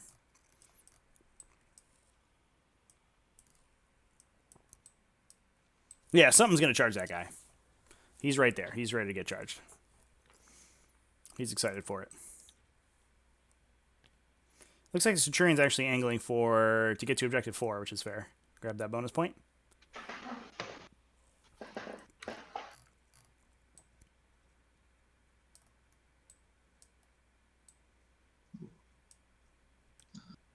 That's weird. Sorry, before I'll go back. I need to do my mechanicals as do you. Yeah. So I will do Litany of Hate. Gilliman doesn't need to go through the wall to charge this unit, though. Shouldn't do Litany of Hate. They've got Right, Bobby G, Noah? but too late. And I'll do Because he can just punch that dude. Catechism of Fire. Yep. So Catechism of, and then -1 to hit. I will. He is running out of units to score the King of the Hill. I think he'll be okay. I think unless these Centurions go, It will go on the Leviathan Dreadnought. go for a ride, I think he'll be all right to score it. Okay. And what were you doing? We'll go for let's see if hate. It's not Yeah, inspiring. red and green should score it out. They don't need. He doesn't need to worry about the Centurions. I guess It's that's also true. not inspiring.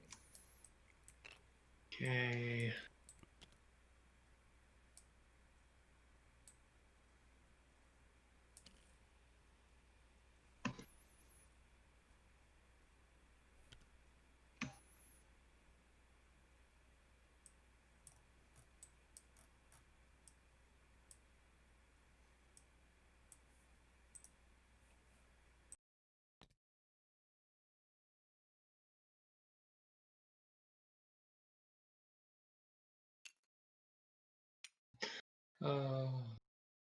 I haven't shot around since the first turn.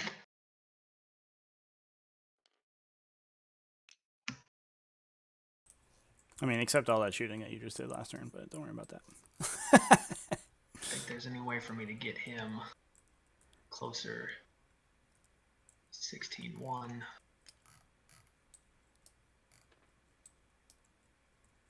No, there's no way he's gonna be. Oh, he's always gonna be closer to them.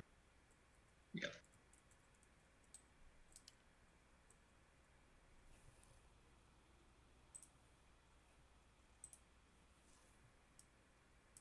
So he's gonna move this way.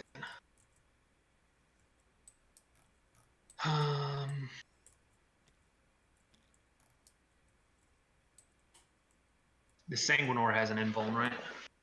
Yeah, 4 up.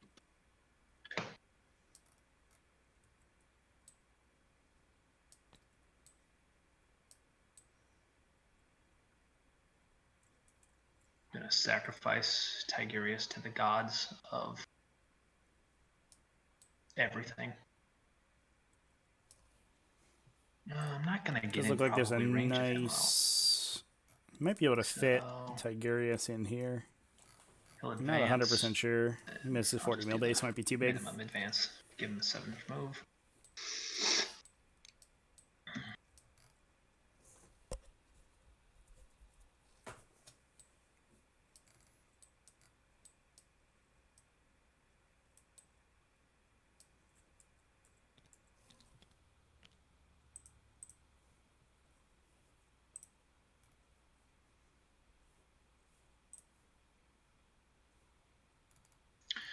All right.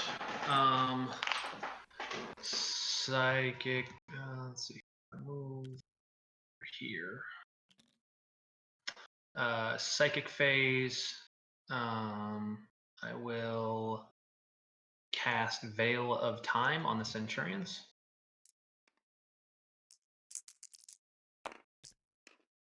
That will not go. That will go off on a 6, but I will re-roll it. And now Ew. it won't go off. Awesome. And then I will Might Way of to go, Heroes Tigurius.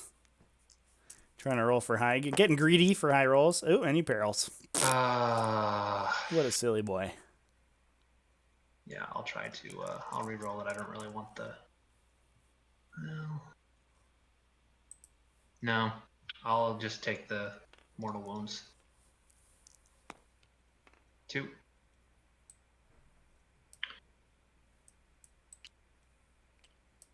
So it's on a 13. Yeah, goes off on a 13. All right. Shooting phase. Don't want to screw this up. Let's. I'll just take a quick pot shot with the Tech Marine gunner, shooting his. Oh, He only has a 12-inch range. Get out of here with that. Apparently, he's not carrying a bolt gun. All right, that's fine. I'm not super concerned about that.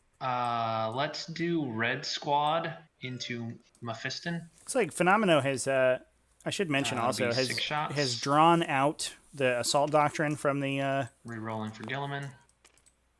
From the Ultramarines, so they will not get the benefit of their tactical doctrine in this shooting phase. Right. It's a pretty big deal for the Centurions because they're going to come in at AP -5. I think. -1. So they can punch right through the Sanguinary Guard once they get in there. And I feel no pain. But the Takes a win. their shooting is going to be a little bit less effective. What's the feel no pain? Oh, it's for the Sanguinar. No, Mephiston just has it. I feel no pain. Oh, I gotcha.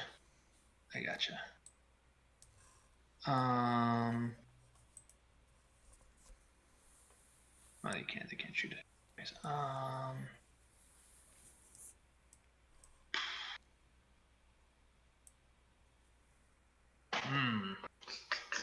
Sorry, this is just, it matters because I want Gilliman to get the kill. Yeah. Oh, for secondary. You want that for Born for Greatness. That's a good play. Tiberius can't shoot because I advanced him. So the question is whether you shoot the Centurions and risk overkilling. You could use Gilliman's aura to maybe play with your averages a little bit. You could reroll some hits with the Centurions. No invuln? No invuln. We're going to risk... I don't actually know. Are you allowed to not shoot a gun? I don't think you are. If you shoot them, you have to shoot all their guns, right? I believe. Yeah, if you elect to shoot with a unit, you have to target all its weapons, That's what I thought. Kind of an interesting interaction. Will go ahead and you don't fire. Normally it's very run into. He'll get the kill, but units, unfortunately, cannot elect to only shoot some of the guns that they have. The Centurions will shoot. We're going to roll the dice here. If I kill them. So, Flamers first. 25 even. Wounding on 5s. Rerolling 1s. No AP.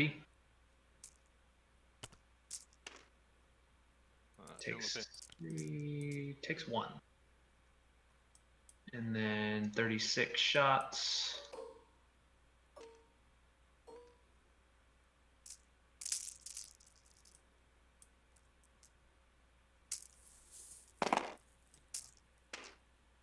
Rerolling for Gilliman.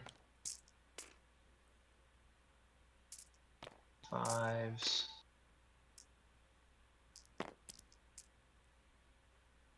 $12. AP. Dash.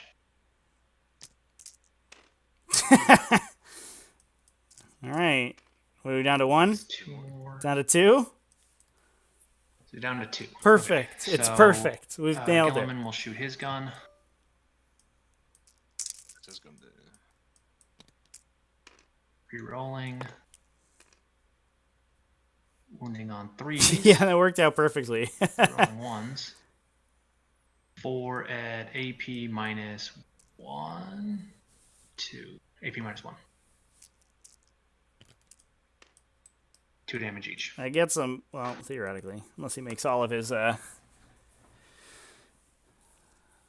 things.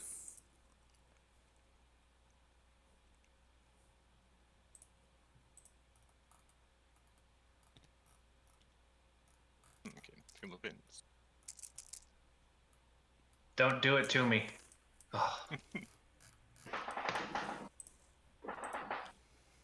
Why wouldn't you have shot with Okay. Gilliman, chat?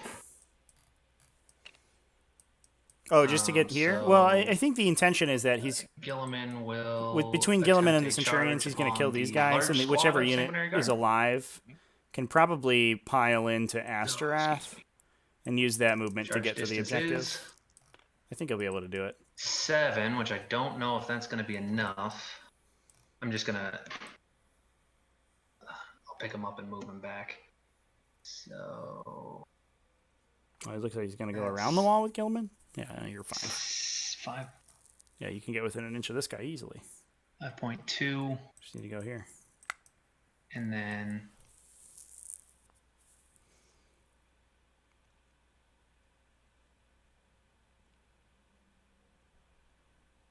Let me turn off auto real quick.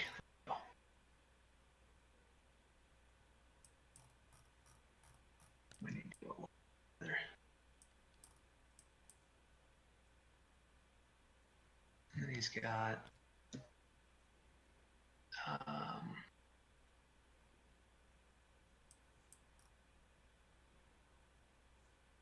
Yeah, plenty. yeah, he can get in there. Yep. Like even if you didn't want to go around the wall, I think this guy. Remember this guy? This Oh, guy yeah. here, Yeah. I'm pretty sure I couldn't get him. Yeah, you couldn't. Yeah, so my Yeah, I mean, you could just... you yeah, just charge but him I want anyway. him there because I want to try and get my Centurions in as well. And I screwed up. I forgot to charge these Centurions first. Well, that's what you get. Got excited. Purple Centurions will charge the big squad. Yeah, unfortunately, Or the they won't small benefit squad. from Gilliman's +1 to charge anymore now. That He's wouldn't far matter away. if they didn't get in anyways. And then Ooh. the other Centurion squad will attempt to charge Oh, that's poopy. the big squad. And we'll declare the Sanguinor 2. Might be worth a reroll, honestly. It's a bonus point. Reroll the that's 1. definitely not going to do it. Snake eyes? Do I Okay. need- Uh, Let me turn auto back on. Need a 5. They've got a 3 right now. Gilliman just got a I character, will kill on a spend character to a score Born for command Greatness. point. Yeah, I'll spend the He command just killed point. Mephiston, so we have completed that objective. We did it. Roll He a has different been dice. born for greatness. All right, that'll do it. Okay, so with the Gilliman's +1, we did get in there, I think, with the Centurion squad. Okay. So the 3 was for the Purple Centurion squad.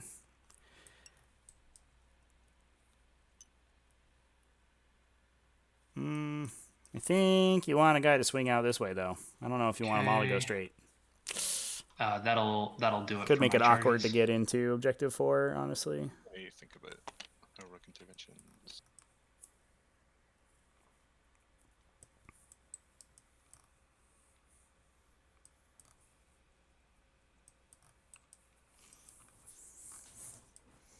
Yeah, pretty unfortunate there.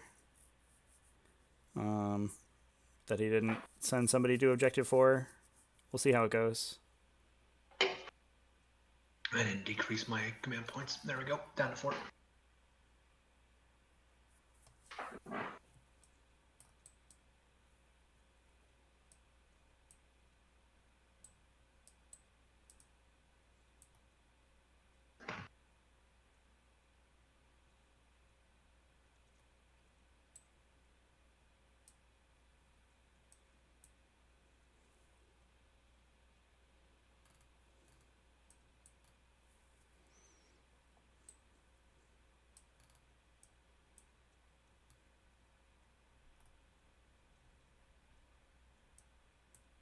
How many So I have a wounds strat- did- Oop, go ahead. Yeah, I have a stratagem I can use to give any Blood Angels unit heroic intervention, which I think can get the Sanguinary Guard squad out of range of getting punched by Centurions.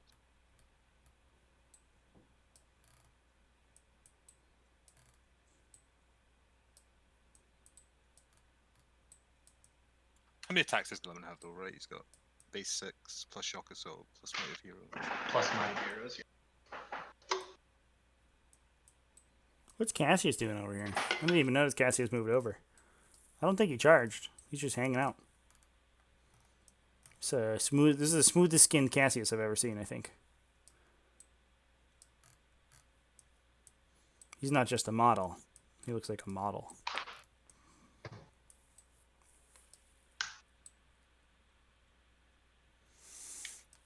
So I think we're considering a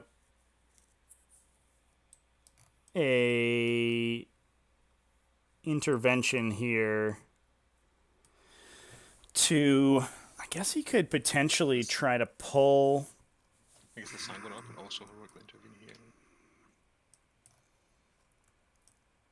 Well, if you're going to intervene with these guys, I Is think that right? maybe you jump. Trevi, I don't know if you're here. Even in my opponent's charge phase, I ignore models with the fly keyword when I move. Yeah. Is that how that works? Yeah, Yeah, that's for correct. sure. The Sanguinor definitely heroic intervenes into Gulliman. I don't think the Sanguinar was declared by the Centurion. Yeah, I meant to. I completely forgot. That's my own fault. So you could potentially just go in and base them. And be like, He has a huge hitbox. Okay, well the Sanguinor is going to be like Yeah, somewhere. his And that's whether or hitbox not- is obnoxious. That's as close as you can get him.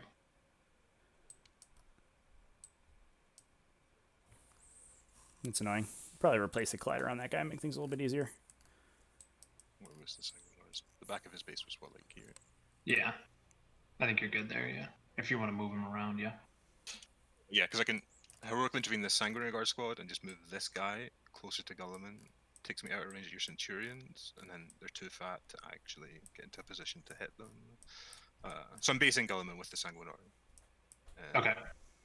Yeah, I like this play by Phenomeno. Possible with the, Could So he's you just going get to pull Gilliman to everyone base him, outside though? of an inch of the Not all the way Centurions, out and there, they you can't can. make it through the wall with their big base. yeah, wherever his base is. Gotcha. Okay, So is- he's based. are you- Yep. Is that the base or is that the hitbox? I'm saying to get to the base. So I guess what I'm at, the base we're looking at, ignoring the hitbox, is that his actual base? That Or is is his it a can actual. base? That is his actual base. Okay. Yes, So that's his actual base, and his hitbox is just is just ridiculously obnoxiously large. a no go zone. The Sanguinor cannot base Gulliman. You can get within an inch. No, That's he fine. cannot. Yeah. Yeah, I don't think that makes a huge difference. So I still will be able to move them, or move Gilliman and potentially wrap around. Not if you touch him with a Sanguinary Guard, though. But I'm not sure that this makes a huge difference I because I don't think know Gilliman until can we just do kill it, this all but I you don't know if Sanguinary he'll Guard. be able to escape if I wrap Gilliman this way around your Sanguinor. Or Sure. So what I would do is I would move this Sanguinary Guard model. I would spend the CP to heroically intervene him, Mhm. and then move to base round here. Okay, so you'll base right there. That's fine. Yep, I'm good with that. Yeah. So at that point, Gulliman can't move Yep. when you activate him, and then the Centurions are too fat to get through this. Yep. There's no place they can get within an inch of anyone else. Fair enough. I don't. I think because this is the only guy that was within an inch. Yeah, he's the only guy that was within an inch. Yep. And my I'm fine with that. squad is still getting punched by Gulliman, who takes Sanguinary Guard apart. It's a good play. I'm not sure how much it's going to make a difference in the game. I think it does probably stop these Centurions from... It stops anything from getting to Objective 4 for sure, which is unfortunate for Hawkeye. It was a bit of a mistake there, I think, to not stringing his models out to grab that bonus point. But I think it's more cute than probably useful because I think Gilliman's going to kill all the Sanguinary Guard. He didn't declare the Sanguinor, so Sanguinor's going to be safe in that melee. And just ping a couple wounds off Gilliman, maybe. Sorry, this clock should really be on me while I'm thinking about this.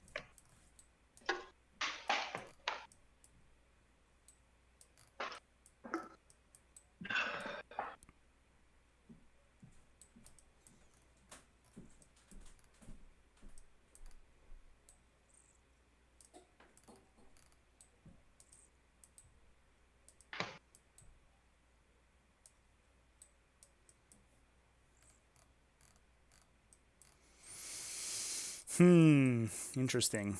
I wonder if... I don't know what the charge targets were for this Centurion unit. You may be able to pick this Sanguinary Guard unit. Although they'd have to move into Cassius, which is probably hard. Because it'd be interesting if you could get one guy in here to block the Centurion unit from moving, but I don't think... Or maybe that guy's the closest. It is an interesting question. There's no doubt about it. Yeah, because that's easy to. Yeah, Gilliman's an absolute house. Cool. We can look at his tooltip here. 5 of He's 7 attacks with his shock assault, 8 because he's might of heroes. It's strength with the sword, strength 9 with 10 with might of heroes. I mean, it's not impossible. And 'cause either he gets to I'm pick gonna an AP hit minus on 4 twos, flat wound on 3 twos. or an AP minus 3 flat 4 damage. Probably just swinging the high AP. Oh yeah, I don't transfer. Sword. You definitely wipe them, right? So I mean he'll, and then obviously rerolling hits and wounds with that as well. So it's close to 100%. 100% conversion on those attacks, and then on top of that, you're punching through their entire armor save. So you should pick up that whole unit, I think. What do you think, my friend? Here's the problem. I have absolutely no idea. I mean, it is kind of an important. Like, they are a pretty important unit. Tell you what, I'll go for it. So, Unbridled Ardor, use the strategy in the charge phase, like the Belingo's unit. That unit can perform a heroic intervention as if it were a character. In addition, that you can perform a heroic intervention if there are enemy units within 6 instead of 3, and can move up to 6 instead of 3 when doing so. So, if I use that Luminary Guard. Yeah, I don't think this. I don't think that Mm-hmm. this move makes that much of a difference. Yep. Because Gilliman should kill that unit without the help of the Yeah, Centurions. he's based. That's just, yeah, he's based because of the hitbox. You can't actually base him. All right. So fight phase. And I wonder you're if gonna this move doesn't, one. if Gotcha. it doesn't actually. Well, you might be able to swing the Centurions into Objective 4 if Sanguinor's the closest, becomes the closest.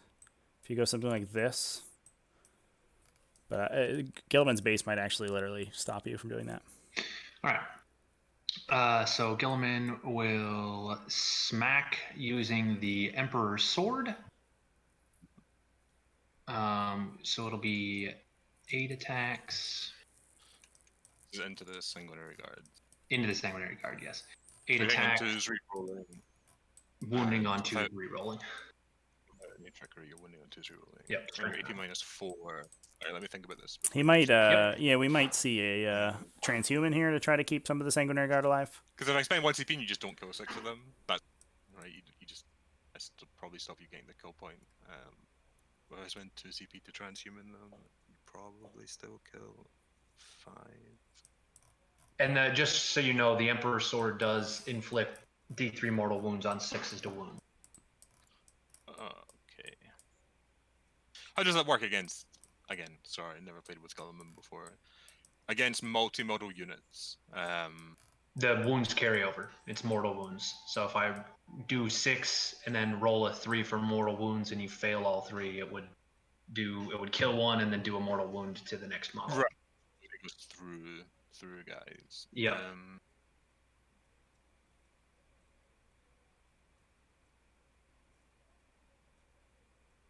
All right, go for it. I'll not transhuman them. All right, I'll turn my clock back on. All right, well, So 8 here we go. attacks hitting on 2s. Rerolling a lot of 1s. I would really like Said to 7, but it's actually 8, which is Oh, wow. well, That's bad news. we may And be wounding in. on 2s, rerolling 1s. Oh no, okay, never mind. They're all dead. 4 6 ups. And 1d3 mortal wounds. Okay, I don't think they're 6-ups. It doesn't matter. you got them. That I just think he wipes the punches through squad. their entire armor save. I don't think they were calculating Assault Doctrine in there, but that doesn't matter.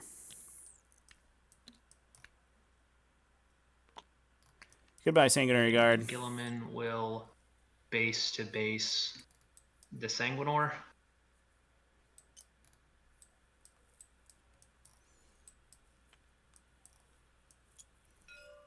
Oopsies, sorry.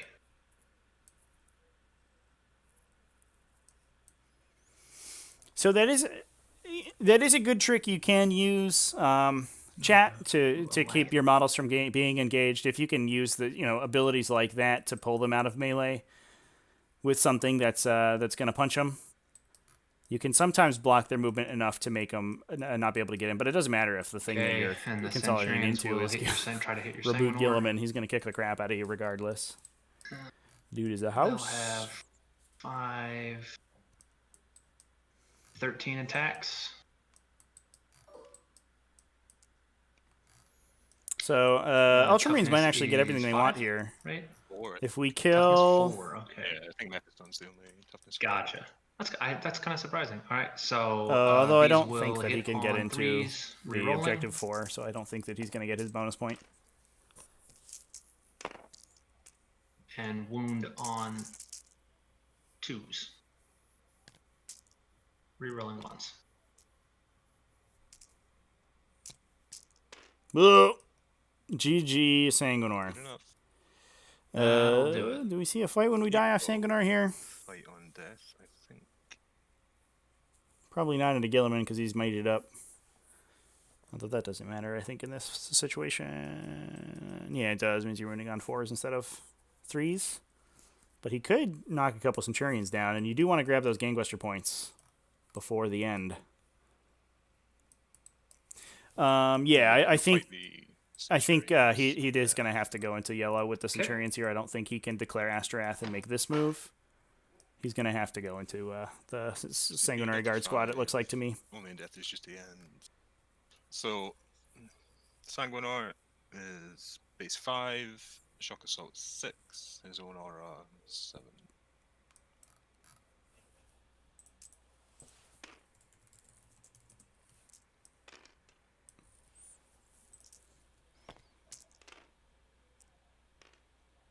And these are, what, toughness 5, these guys? Toughness 5, yep.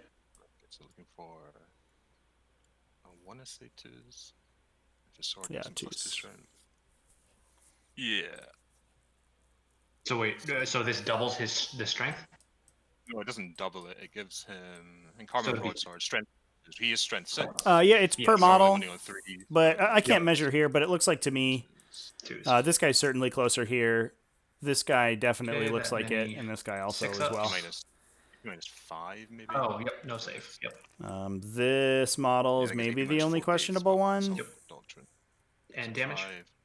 5. D3 each, so. but yeah, I it's don't 3. know if The I don't, next one kills one. I don't think that distance is longer than Third one is 2. this one. Fourth one is 1. Last one kills a guy. And then last D3. Tell you what, I may reroll that 1.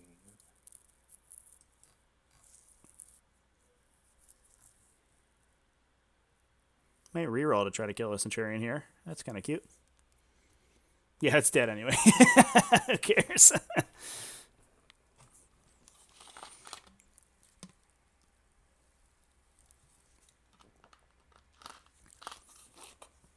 Two Centurions makes that a reasonable target for Thunderfires next round. You might be able to pick that guy off. All right, so there's 1 Centurion. The Sergeant is left on 1 wound. Ooh. Okay. I wish Bobby G was dead, but it's this one.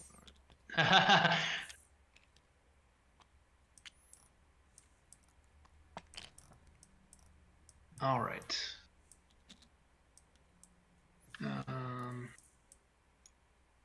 And he will move 3 inches closer to the nearest. Ooh, hold on. What's closest? It might actually be him. Yeah, definitely Nope, the it's yellow not. guys. Good. There you go. Goodbye, Centurion. Ah, doggone it. You were -1 to hit, and I completely forgot. Ah, it's my own fault. All right. So Oh, that was Tigurius' ability. Um, Whoopsies. you hold. Wait, this is turn 4, right? Yeah. So I got kill 1, hold 1. I don't have the bonus. I did get a second Born for Greatness because Gilliman killed a non-character unit, and I finally maxed out. We did it. King of the Hill. We maxed it out. Alright. Yay. Okay, so going into bottom 4 here, 11 to 16. Pretty difficult to come back from that as the Blood Angels. I don't know if I'm not 100% on the rules here. I wonder if the Sanguinary Guard could have intervened into Cassius and just killed him. Because I don't believe. I mean, they would have gotten punched, but you kind of might as well do it. Cassius only has a Crozius, so they have a pretty good defense against it. And that allows you to kind of get into the heart of this Ultramarine gun line without having to do super long charges. That might have been a play. Especially if you can intervene 6 kill Cassius and move 3 and like touch the Contemptor or something like that. I guess it doesn't make a huge difference though. The last thing you want to do is touch the Centurions.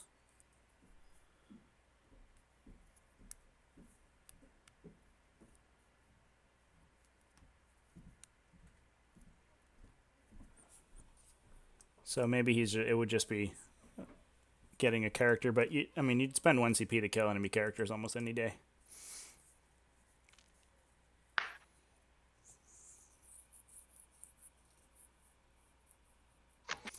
Especially since this looks pretty open to me now. You don't have Gilliman's reroll except for reroll 1s for the defensive focus play. Ultramarines are kind of running low on CP anyway, and none of this stuff hits particularly hard in combat. It's just 2 Intercessor squads, Tigurius and a Contemptor Mortis. That's pretty easy to clean up, and then you can look at your hold more anyway. Or you go over here and go for a wrap on the Tech Marine, like we were talking about earlier. But Hawkeye has made the good play of hugging the wall with him, so it becomes harder to wrap him. How many wounds is the Sanguinor? I want to say 5 or 6. 5. Alright, so the Librarian and the Sanguinor are 11. I just gotta figure out how many wounds I'm at now.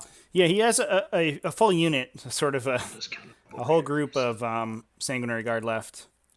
But where you drop those is pretty weird. You want them to drop, I think you wanted them to drop next to Asterath. So maybe you sort of can drop here and string out, but your charges aren't great. I don't think that he can hide behind this wall with them because of Cassius. Cassius is no deep strike. Now.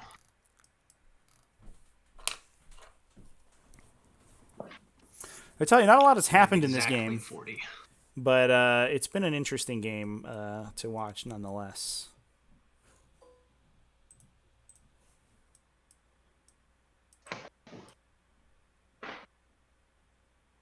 And you have... It's just about to go in there and remind me about the clock. Looks like they're on top of it.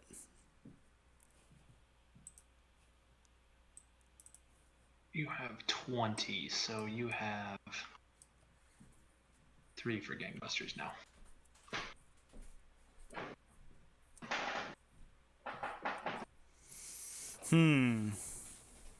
I wonder if a consideration on Phenomena's part, although I guess he would like to stop Hawkeye from scoring any more Born for Greatness points. That's the easiest secondaries he can deny. It is tough though. You can't really just kill Gilliman. And he's going to be able to hold an objective. I was like, oh wait, I forgot to move the clock over. To score his third one. And his last one, I think, is to get into your opponent's deployment zone, which probably shouldn't be that hard either for him. It's 12 inches on the Sanguinary Guard. They have +1 to advance and charge if they need that, and he could potentially just Wings of Fire them and deep strike them wherever. I'm actually currently I'm running 6 days a week, and I'm listening to Horus Heresy books. I'm currently listening to the first Blood Angels Horus Heresy book.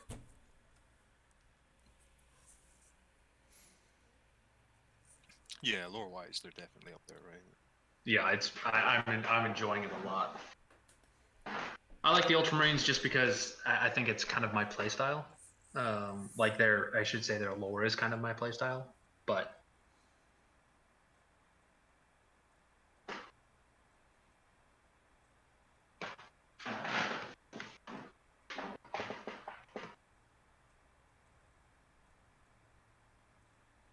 And I just want to say this for the record. I think the fact that Gilliman can't charge through walls is the dumbest thing in existence. I said it, and I meant it. Good stuff, Gilliman. He's a big lad. I also think it's ridiculous he can't fight on the second floor of ruins. He's basically a big man. I mean, he's able to walk through ships. It's not like you've got like Mortarion and Magnus who are giant. Like Gilliman's really not that much bigger model-wise than a Centurion. The Auspex isn't going to be quite as dangerous right now because those guys you aren't don't want him to be in an infantry range model, so I do get it, but I look at it and kind of Gilliman's rerolls. In addition, we're in Assault Doctrine now, so they're not going to get their +1 AP on all their rapid fires, which is really what killed the Sanguinary Guard that turn. They lost a bunch of them to that AP1.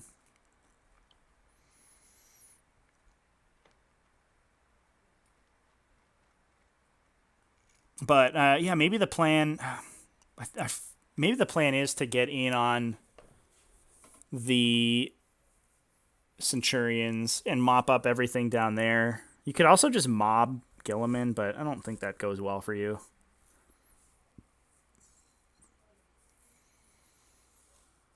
At least the swords are only wounding on 4s, so they have a pretty good chance of putting enough wounds through on him that they'll eventually kill him. But I don't think that's really where you want to be. And he's gonna, like we just saw, he's gonna mop entire units off the table pretty easily. Killing Gilliman, I think, is the highest upside play for Phenomeno here because that immediately knocks 2 points from Hawkeye's end game because he won't be able to Born for Greatness anymore. So maybe he just dives and see what we can do. We can just get these guys into this building with a Wings of Fire, charge through with no Overwatch, and just hope.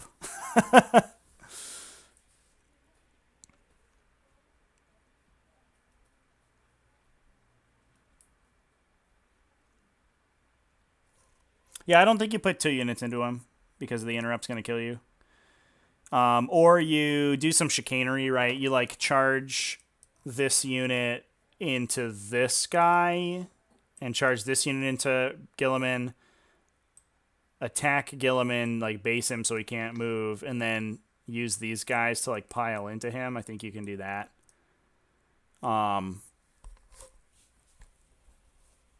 That's if you were going to go for him, that would be the way to do it.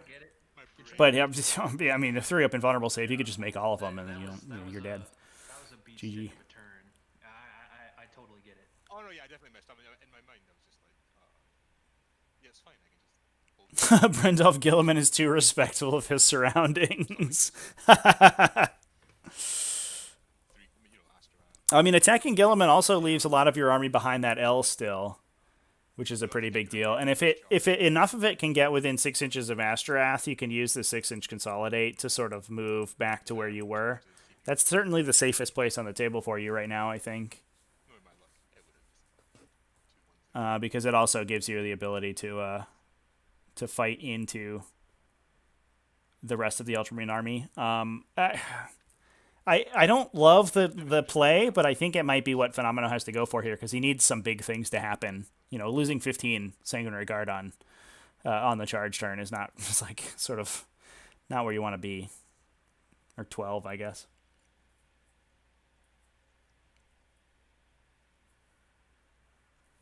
I do love the word chicanery. I may live in Victorian London. Who knows? You don't know me. I'm actually I'm wearing a top hat and a monocle right now. Big old tailcoat, y'all. What's a better word? Shenanigans? That's boring. That's a boring word. So many models in this corner. It just makes me chuckle. Yeah, the Spencer. They're kind of dead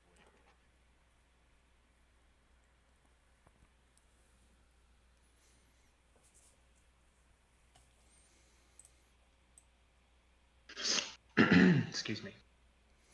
So what do you think, chat? I'm in for charging Gilliman. Let's make him fail some invulnerable saves. What do you think? Is that what we're... What's the play here for Phenomeno? He has to dig himself out of a hole a little bit. He's only killed most of a Centurion unit and an Aggressor squad. But he has a lot of Sanguinary God on the table. Is there a better play on the table for the Blood Angels here?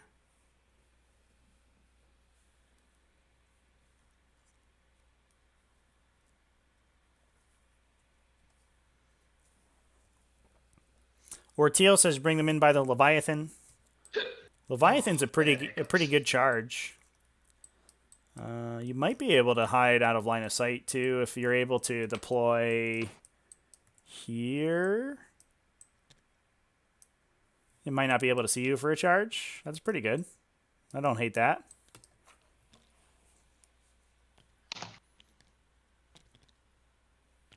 Yep, you're good there.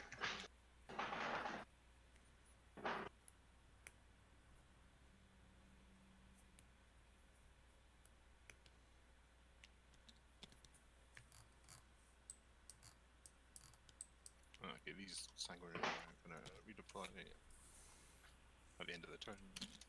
Yep. It's not quite the end of the turn yet.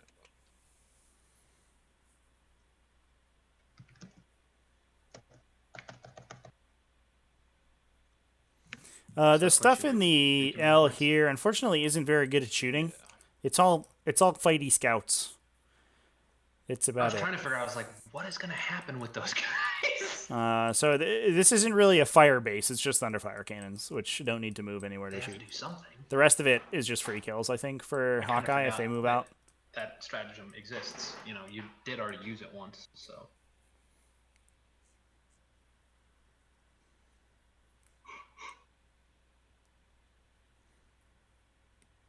I don't think that he has done he's said his mass yet.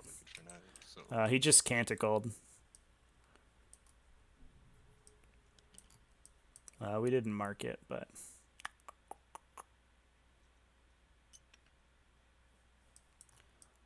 he was taking the +2 into account. So I think he just has his canticle up.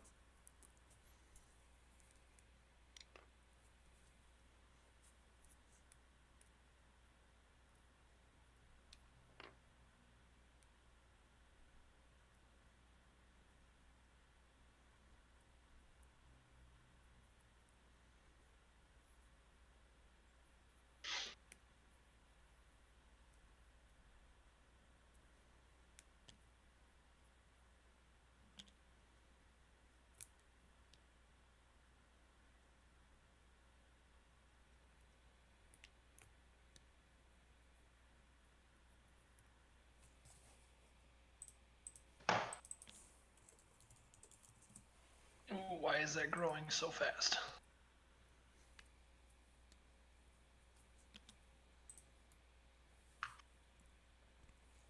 Yeah, definitely. I I think this is the it mass goes up by turn. 2 inches at a time, and sometimes it goes up by 1 inch at a time.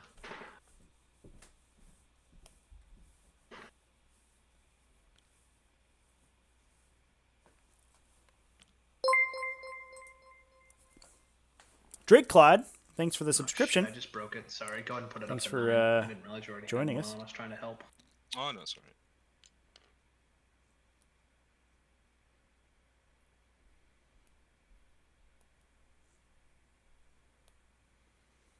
Is that 9 though? No, it's 8. Right? Yeah, if you've got it at 9 now, it should be.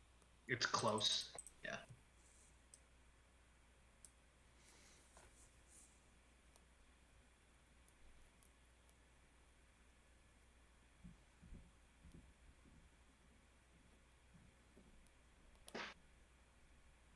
Oh, don't forget about this Centurion here too.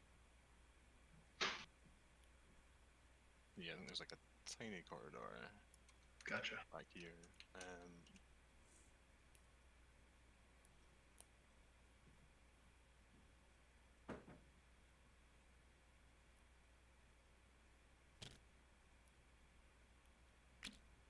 And there's this tech room here.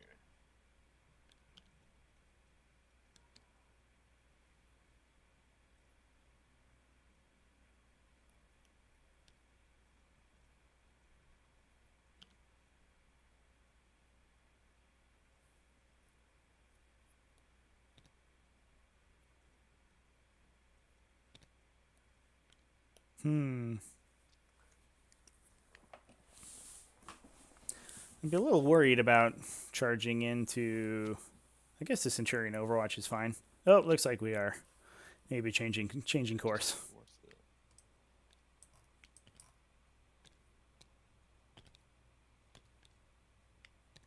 They're just gonna stay over there after all. Yeah, no, I mean, I've put myself in such a hole here, right? There's nowhere I can bring them in where they get to do what I want and not just get off spec scanned. Mm-hmm. I think it just has to be the captain that we redeploy.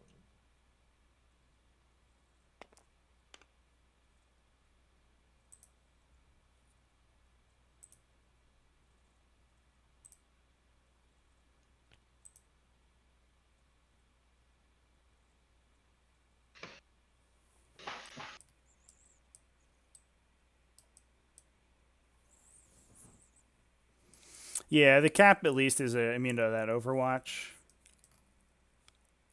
And I think he's got the damage 4 Thunderhammer. So he's going to come in and he can wipe that whole Centurion unit without problem. Cap can't wrap, that's true. He can help wrap. He can help with the Sanguinary Guard. He can help the Sanguinary Guard do it.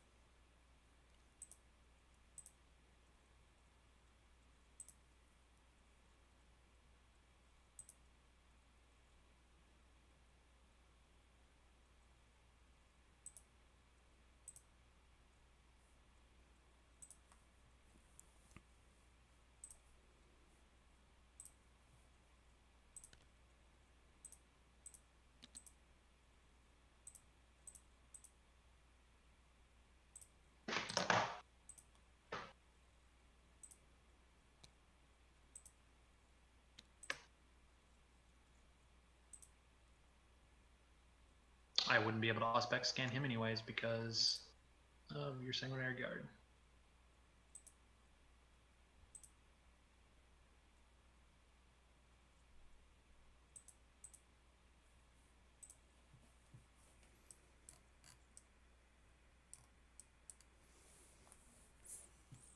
Yeah, so I'm just checking those. Can I get with it? Yeah. Just checking back through. I think With 9 of the Dreadnought and still within 12 of these. might need a CP count from the players here. I think Phenomenal might be up by 1 Thank you. from where he should be. Something like that. We'll just go with this. I'm not going to waste any more of your time. You're good. Yep. So upon winds of fire, we deploy the captain over here. No psychic phase. So Phenomenal, can I get a count on your CPs real quick? I don't know if we spent the CP from when Astra or from when Mephiston rerolled. Although he could reroll from his psychic power for free, right? Yeah, we'll just say it was from the psychic power for free. He'll. I know I forgot you could reroll from his psychic power, but I'm pretty sure I did spend it. Gotcha. Okay, yeah, I'm good with us keeping it at 3 because of the psychic power. Yeah.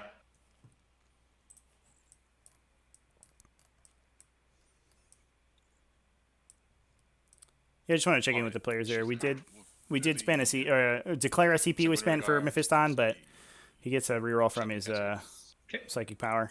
So 8 crack grenade and a bunch of regular shots. That was like a turn ago. I was hoping he would drop it, but he didn't.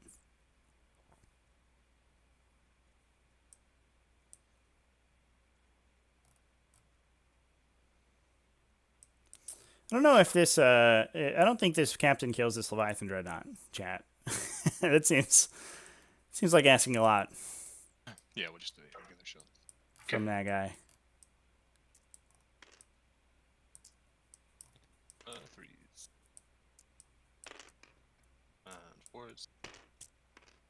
1 wins if you -1. It's actually 5s, but yeah. Fails. Takes a wound. Got him. That toughness 5 coming into play. Alright, Thunderfire number 1 into the green squad. Intercessor squad, yeah.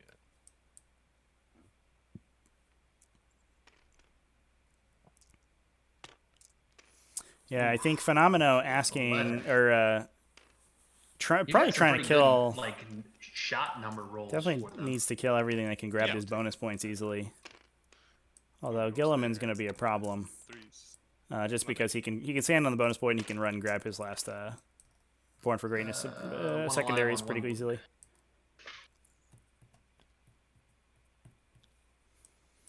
Yeah, the issue is the 4+ invulnerable. Yeah. Smash Captain could probably knock him down, or at least that seems- have a good shot at it if it wasn't ignoring half of the damage that went into it. You can also just do the Eternal as well, right, for the 1 CP. So he's down to damage 3, and he needs 5 swings to go through to kill it instead of 4, which is a big difference.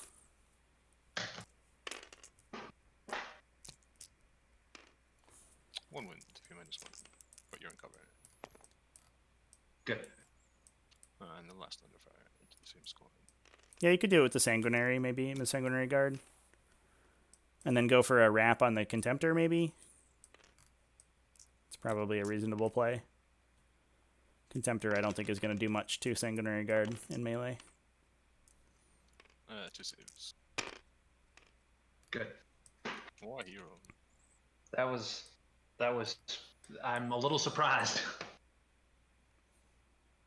Yeah, that's... Definitely should have killed the squad there. We'll do some charges now, isn't it? Yikes. The Thunderfire's bounced?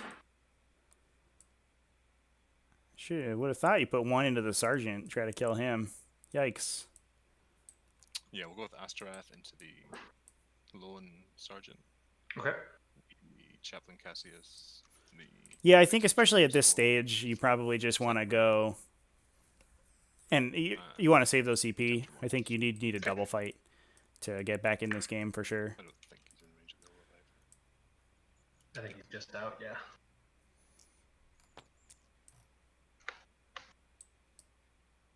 So I guess there's 7 in total.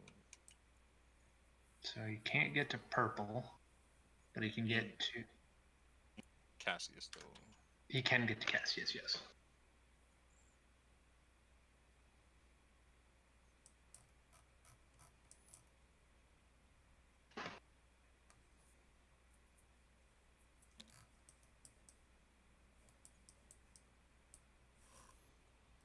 The captain will declare the Astrath has an extra inch on his charge, right? Yeah. So he yeah. one extra, yeah. So it's, Yep. Is his So you Canticle can't- not still alive? Or did it fail? No. It failed. Oh, okay. Yeah, all the canticles fail.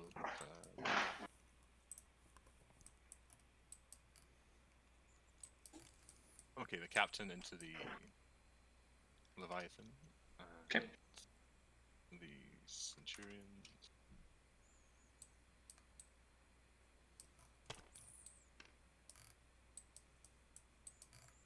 Oh, 10. Hero.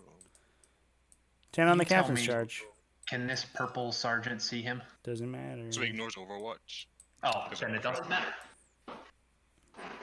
Okay. Here we come.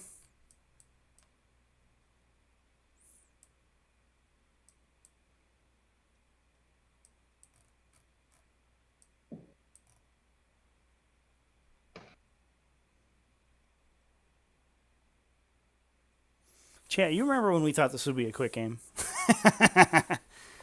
Being very deliberate here is a phenomenon.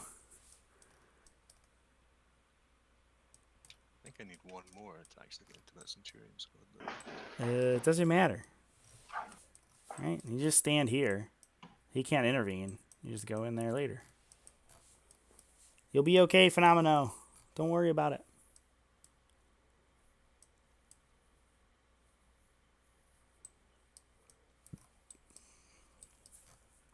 You can fight the levy through the wall and then consolidate into the Centurions. It doesn't really make a difference. Unless this space is too small to fit a base, but it looks like you can fit a base in there. At least judging by the Tech Marine here. Tech Marine's there. Can make a even bigger base.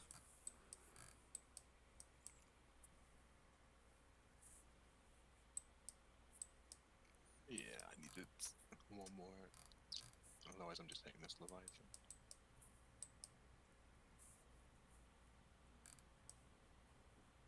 Well, he just rolled a 10, chat. He didn't 3d6 it. He just hard rolled a 10.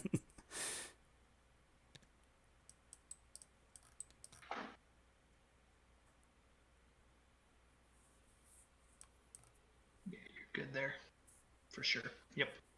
But I think you stay the max 1 inch out. I don't know. Phenomena might not be thinking his consolidate quite through. And this Yeah, Samurai easy. Guard. Just roll good dice. Roll 6s. That's the way to win games at 40K.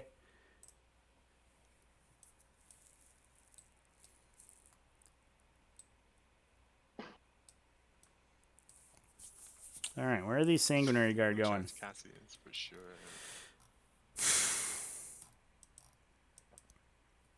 Probably the Leviathan Dreadnought. Tech Marine's only got a bulk gun. You probably declare him in case there's an intervention. Maybe you try to kill the Tech Marine and punch the Leviathan.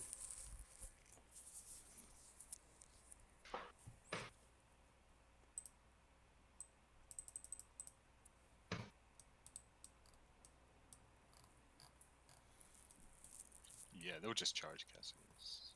Maybe we're going for a wrap on Cassius. I don't love that, though. They're auto. These Centurions are about to kick the crap out of everybody. I think you'd rather be... Oh, I guess unless They were auto the in. captain gets there and kills them, but yeah, maybe that's okay. The captain just gets killed by the levy at that point. We'll see.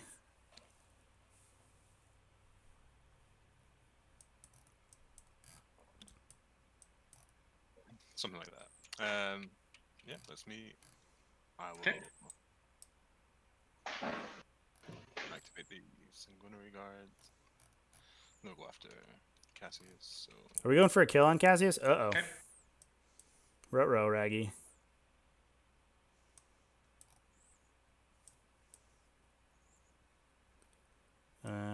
Sanguinary Aura, so it's just 9. I wonder if the plan was to declare the Centurions with the Sanguinary Guard to make this wrap easier, and then without being able to deny their Overwatch, he was a little worried about it. I wonder if the plan was just to roll bonkers on the captain. Swords, hang on 3s, no rerolls, captain's too far away. No, I mean you can wrap the levy What's his toughness? with the Sanguinary Guard. on Cassius 5. Like it's not that hard. Honestly, you only need 2 models to wrap it right now So there you go. because it's up against this wall. AP minus. If you put one guy here, the captain probably, 4 up. and then one guy here, it can't go anywhere. Okay. 2d3 damage. Should kill him. This is actually a disaster, I think. I think this is definitely not the direction that you want it to go with this charge phase. Sorry. In my opinion, no but we'll worries. see how it ends up for him. Okay, so I roll 1d6. On a 6, you take a mortal wound. Nope. He gone.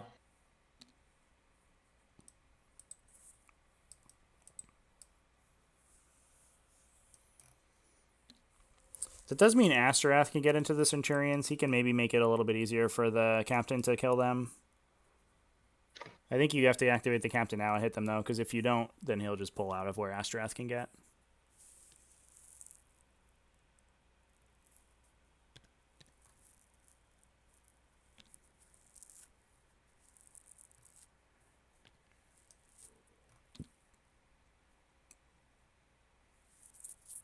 I'll activate Astra. Okay. I'm so confused. We could just interrupt with the Centurions now and just kill all of the Sanguinary Guard. So what's he? But I guess we're not doing that. Plus Okay. charged 5. Yeah, you know what? I don't even need to shoot at them. It's fine. Goodbye. Hang on, tis. I believe I'm. What's within his the string? I think he gets a bonus from his axe as well. Yes, up to 3. Yep. Wounding on 3s. 6. So Yeah. down to 2s. Toughness Oh, 5. 2s. Yeah, wounding on 2s. 4 wounds. I think it's AP minus 4 again. And what were those wound rolls? Because he does mortal. He does flat 3 damage on wound rolls with 6. So There were no 6s. 1, 1, 1, 2, 1. Yep. Yeah. that's fine. So 43. Failed all. Yep. Last one.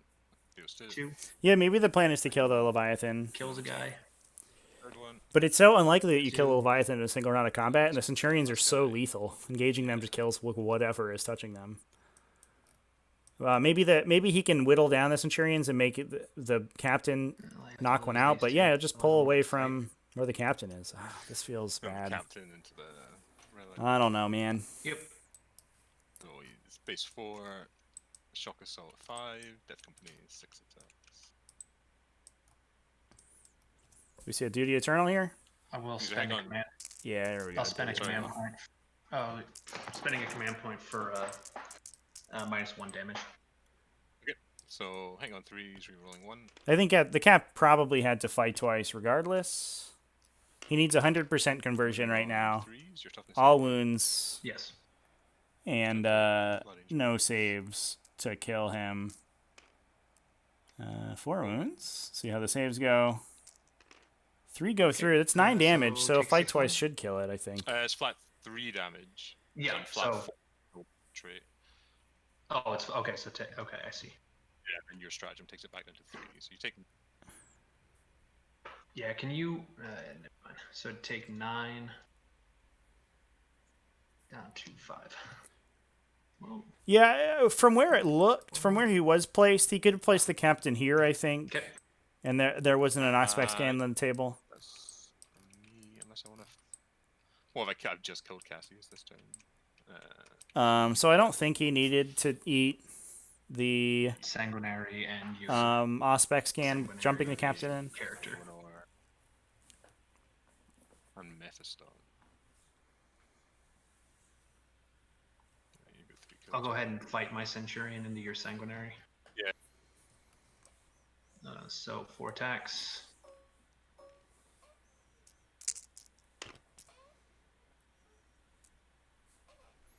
And 2s.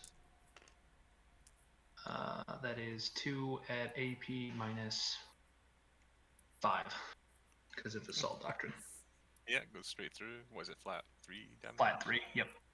Alright, kills 2 guys. Wait, is this on Astrath or the Sanguinary Guard, right? Sanguinary Guard. I'm assuming Astrath had a invuln, so I didn't bother. If he didn't, that was a mistake. No, he does. Yeah, he's got Yeah, okay. the usual 4-up chaplain thing. Yep. And then the Leviathan has 3 attacks. Hitting on 3s. Yes, hitting on 3s. Yeah, I don't think you're going to fight twice with Sanguinary Guard after a Centurion punches the crap out of them. No wounds.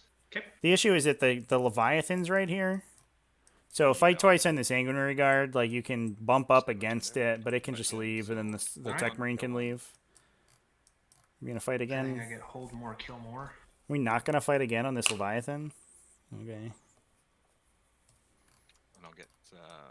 Where am I on Gangbusters now with 4 centuries? You've maxed out Gangbusters, you're good. And you've maxed out Engineers. No, I've got 3. None of the Dreadnoughts are good in melee. They don't have melee weapons. They're just this kicking is you. only turn 4. So turn 5. I mean, at least they're 1 AP from Assault Doctrine, and their strength's usually pretty good, but I will fall out of combat with my Centurion. I mean, all of this stuff is about to get mopped up here. And then we just have these guys left for Phenomeno.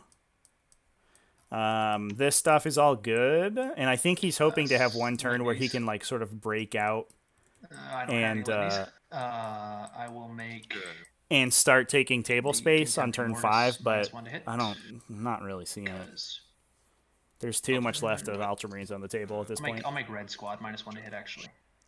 Throw the reroll hits. Not inspiring. +2 to. Yeah, I imagine that that's the play. Okay. Noah, that Phenomeno wants to drop the Wings of Fire at the last Sanguinary Guard unit. Might even wait till turn 6, honestly, to grab a ground control on something. Like maybe that's the plan. The score is still pretty close. Hawkeye's begun to pull ahead with that domination of the center of the board there. Max is king of the hill. He's got 2 Unborn for Greatness. Gilliman just needs to hold an objective to score 1 and then get into the enemy deployment zone, I believe. Yep. Let's take a look. You hold an objective outside the deployment zone, so he can do that on objective 4 this turn. Next turn, he can He has to begin and end a battle round entirely in your Yeah, opponent's move deployment zone. 6 So I'm now. not sure that Check he's going to that. be able to max his big Born for Greatness. 5 actually.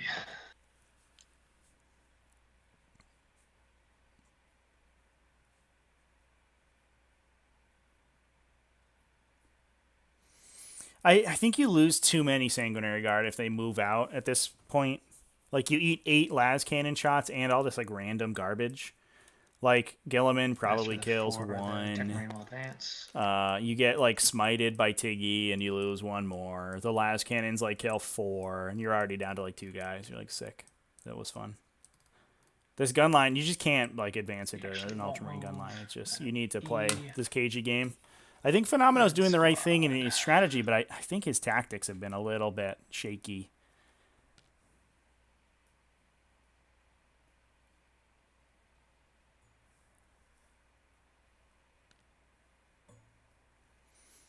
Yeah, you also can't do the 3d6 charge if you don't redeploy, which is a little weird. The way the 3d6 charge strat is worded, you have to have been deep struck that turn in order to use it.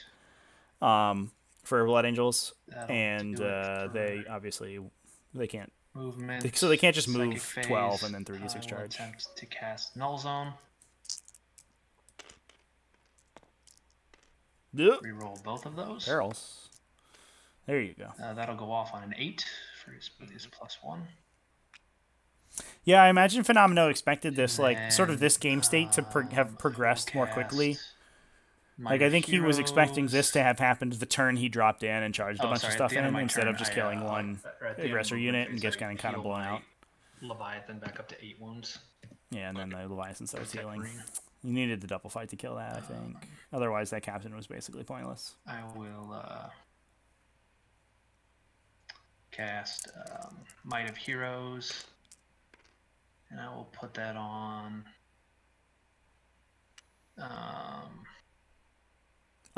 Maybe if he gets a good roll, like he might be able to get them here. I'm actually gonna put it on. If that captain survives, which is the best you can get, but the Contemptor's still going to be getting to range into line of sight. Maybe you can block this one. Gilliman's gets line of sight and maybe a charge, and if you let him charge, he can get the Born for Greatness for staying in your deployment zone. I guess. And this this dude is going to get in and probably charge you as well. You're kind of out of CP to interrupt at this point, so multi-combats isn't a big deal. Shoot at the Sanguinary Guard. And that's I think that's assuming like a 6-inch charge or a 6-inch advance too. 3 hits. I mean, you might as well roll the advance because you have it. And it looks like this was I don't remember what this measurement is. He might be able to with like an 18 get in here, 2, right? or a 19-inch move, but I'm not sure. It looks a little far. Okay. Red squad will go into the Sanglet. It's kind of an issue that there are 2 Centurions left. Each of those Centurions is so dangerous to this Blood Angels army. Red and it's not like they didn't have the beef to kill them. It's just unfortunate that he hasn't been able to finish them off. I was expecting one Thunderfire to go into this guy to just remove that threat from the game. 4 wounds -1. I imagine he might not be able to pick up kill more this turn. He'd have to kill 4. Okay, let's do Seems unlikely. Centurion Sergeant everything into Astorath. Because he's about to lose everything in the center of the table. Number of he can flame kill shots, this guy with 6, 1 shot, this guy with 1 shot, and this guy with 1 shot. 12. Maybe he suppression fires to try to grab something, but I don't think there's anything squishy left on the table. Kind of a benefit of this Ultramarines list is that there's no chaff in it. It's all these big hard units that are like 2+ saves or toughness 7. Sorry. None of them are super hard to kill besides the Leviathan Dreadnought and Gilliman by themselves, but it's just kind of an onslaught of them. Like, you don't want to shoot a Thunderfire cannon into a Contemptor Dreadnought. It's not going to do anything. You'll ping it for like 1 or 2 wounds, and you're like, okay, that was fun. He has a 2 of it, looks like. And then the 12 shots.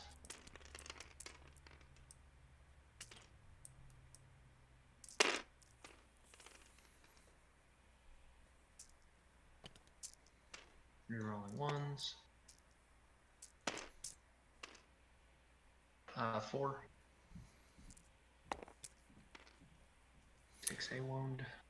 Christopher Halgren, excuse me, wants to play against the Ultramarines list. toss a crack grenade from like. Is that because you think you'd beat it, or do you think it would be an interesting game? Hits. I habitually get Get blasted by Okay. Ultramarines every time I we'll play do, against them. Mortis. I'm like a 0%. into I'm a Captain 0%er Ashrat.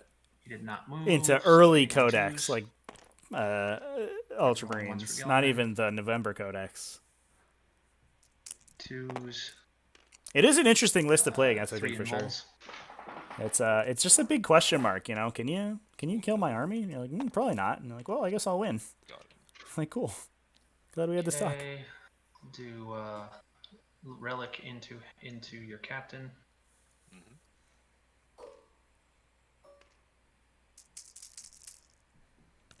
What do you play, Christopher? Twos, no rerolls. So it's They get to fall back and shoot with. yes. No modifier. Soren, you he know gets I'm bringing +1 this to the for Patreon tech pod. marine, but- You know, buddy. But he moved, so it's a penalty. So it's actually threes. +1 for the tech marine, -2 for movement and fallback. Oh yeah, Imperial Fist would straight up blow up all the dreadnoughts in one go. Definitely. That should be just 8. I think I imagine this Ultramarines list falls down to really powerful shooting. AP -2. It's so much of its defense is like that it's good against melee stuff and infantry that if you're just bringing a bunch of Ooh, I think artillery, that's it's exactly like, whatever. enough. I'll just Or I guess slowly it's blast you exactly apart. It's not that hard to kill at range. But it does get him. Unless What else can see him? Just the tech marine. yeah, just the tech marine, I think. Yeah, let's see if one of those things. No! Okay, so I take 6 damage. And I get Phenomenal CPing a reroll on his captain to try to keep him It's, alive. Kills him. Oh yeah, he gets the 6-up. Unless he makes one of these 6-ups. Makes 3 of them, just in case. Just kidding. Very alive. Huh. Kind of changes things. Okay.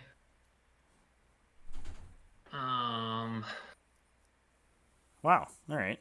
The tech marine can't shoot because he advanced.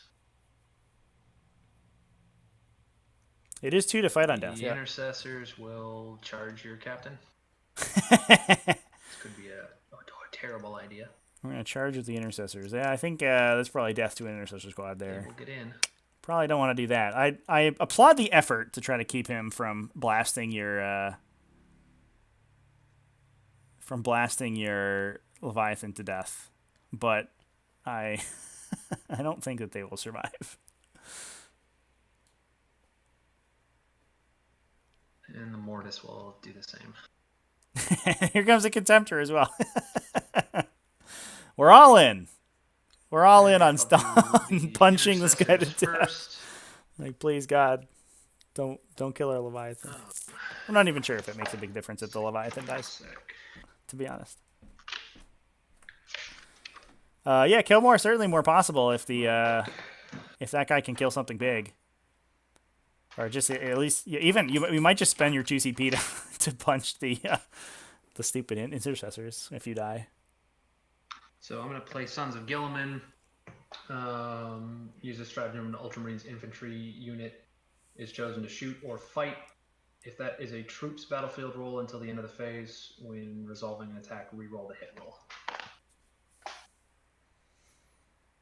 So it'll be 3, 6, 9, 10 attacks.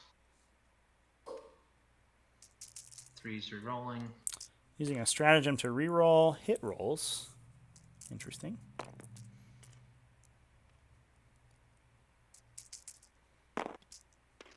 Not worth Oh, that was terrible.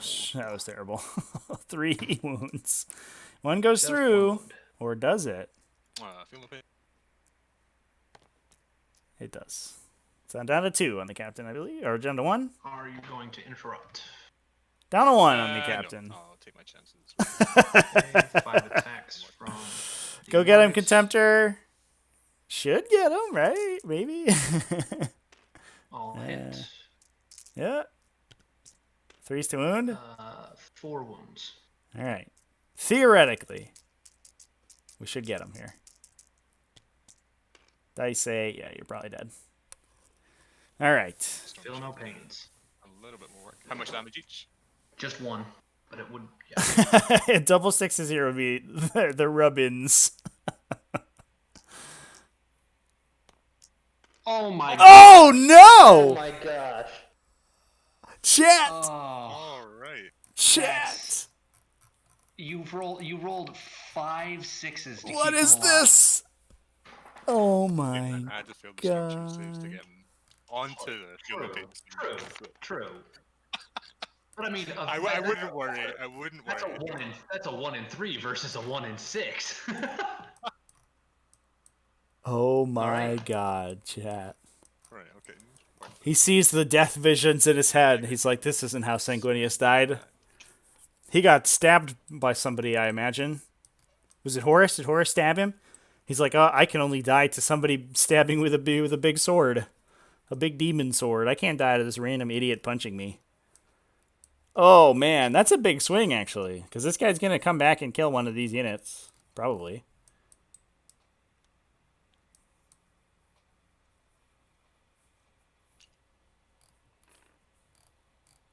Yeah, I caught it too soon. What's the save of Contempt of It's a dice, so you probably die. Yeah, it's gonna be 5 up in bone. And then he says, no. No, I will not die. I will not be laid low by these fools and this Leviathan Dreadnought. Leviathan Dreadnoughts ain't shit. Get So bad at fucked. this game sometimes. Oh my god, Oh, chat. I definitely rolled the Leviathan with a 5 up. I wonder if I rolled 4s. I probably did.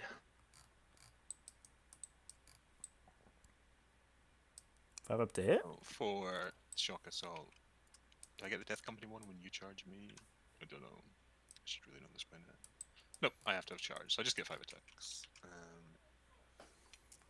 All into the Contempt of Mortis. Hang on, 3 is rerolling 1. It does look really small. I think the base size looks right, but the model itself looks teeny tiny. Yes. What a cutie. Because of oh no, I put Might of Heroes on. That's that. hilarious. Yeah, so I put it on the Leviathan, not on the Tempter. So, toughness 7, strength 8, 3's to win, Blood Angel's winning on 2. 4 saves. Can we kill a Contemptor Mortis here? Pass 2. No, he's fine. Alright. Amazing. Amazing. I mean, I can't complain. The fact that he's still alive. He's a little bit taller Yeah. than Intercessor. I think Intercessors on Blood TTS Angel, typically tend to be way too big, too. Yes. So Intercessors are not that kill one, large, hold typically. one, and I do have the bonus this time. I'm up to 3 for Born for Greatness. At least the I'm blue still circle short hue on ones Reaper. are enormous. These ones may be okay. But I had to scale down some of my Intercessors because they were like probably 10 to 20% too big. Including their base size. Their base size was too large too. I think I would have gone into the Intercessors too. It's almost a sure thing to go the Intercessors versus the Mortis. But, oh man, you get that kill. It'd be so sick. You know, the Mortis would explode and kill him, though. Like 100%, right? Well, this is certainly a shift. I don't know how much that changes, to be honest. I think I said earlier that it was going to be a big deal, but he didn't end up killing anything with that guy. He'll have to swing. He'll split his attacks. He might be able to pick these 2 units up, but that's going to be it. I also wonder if we fired the flamethrowers on the Leviathan. Some people forget about those. I think we might have forgotten, but I don't remember. I'd have to go look.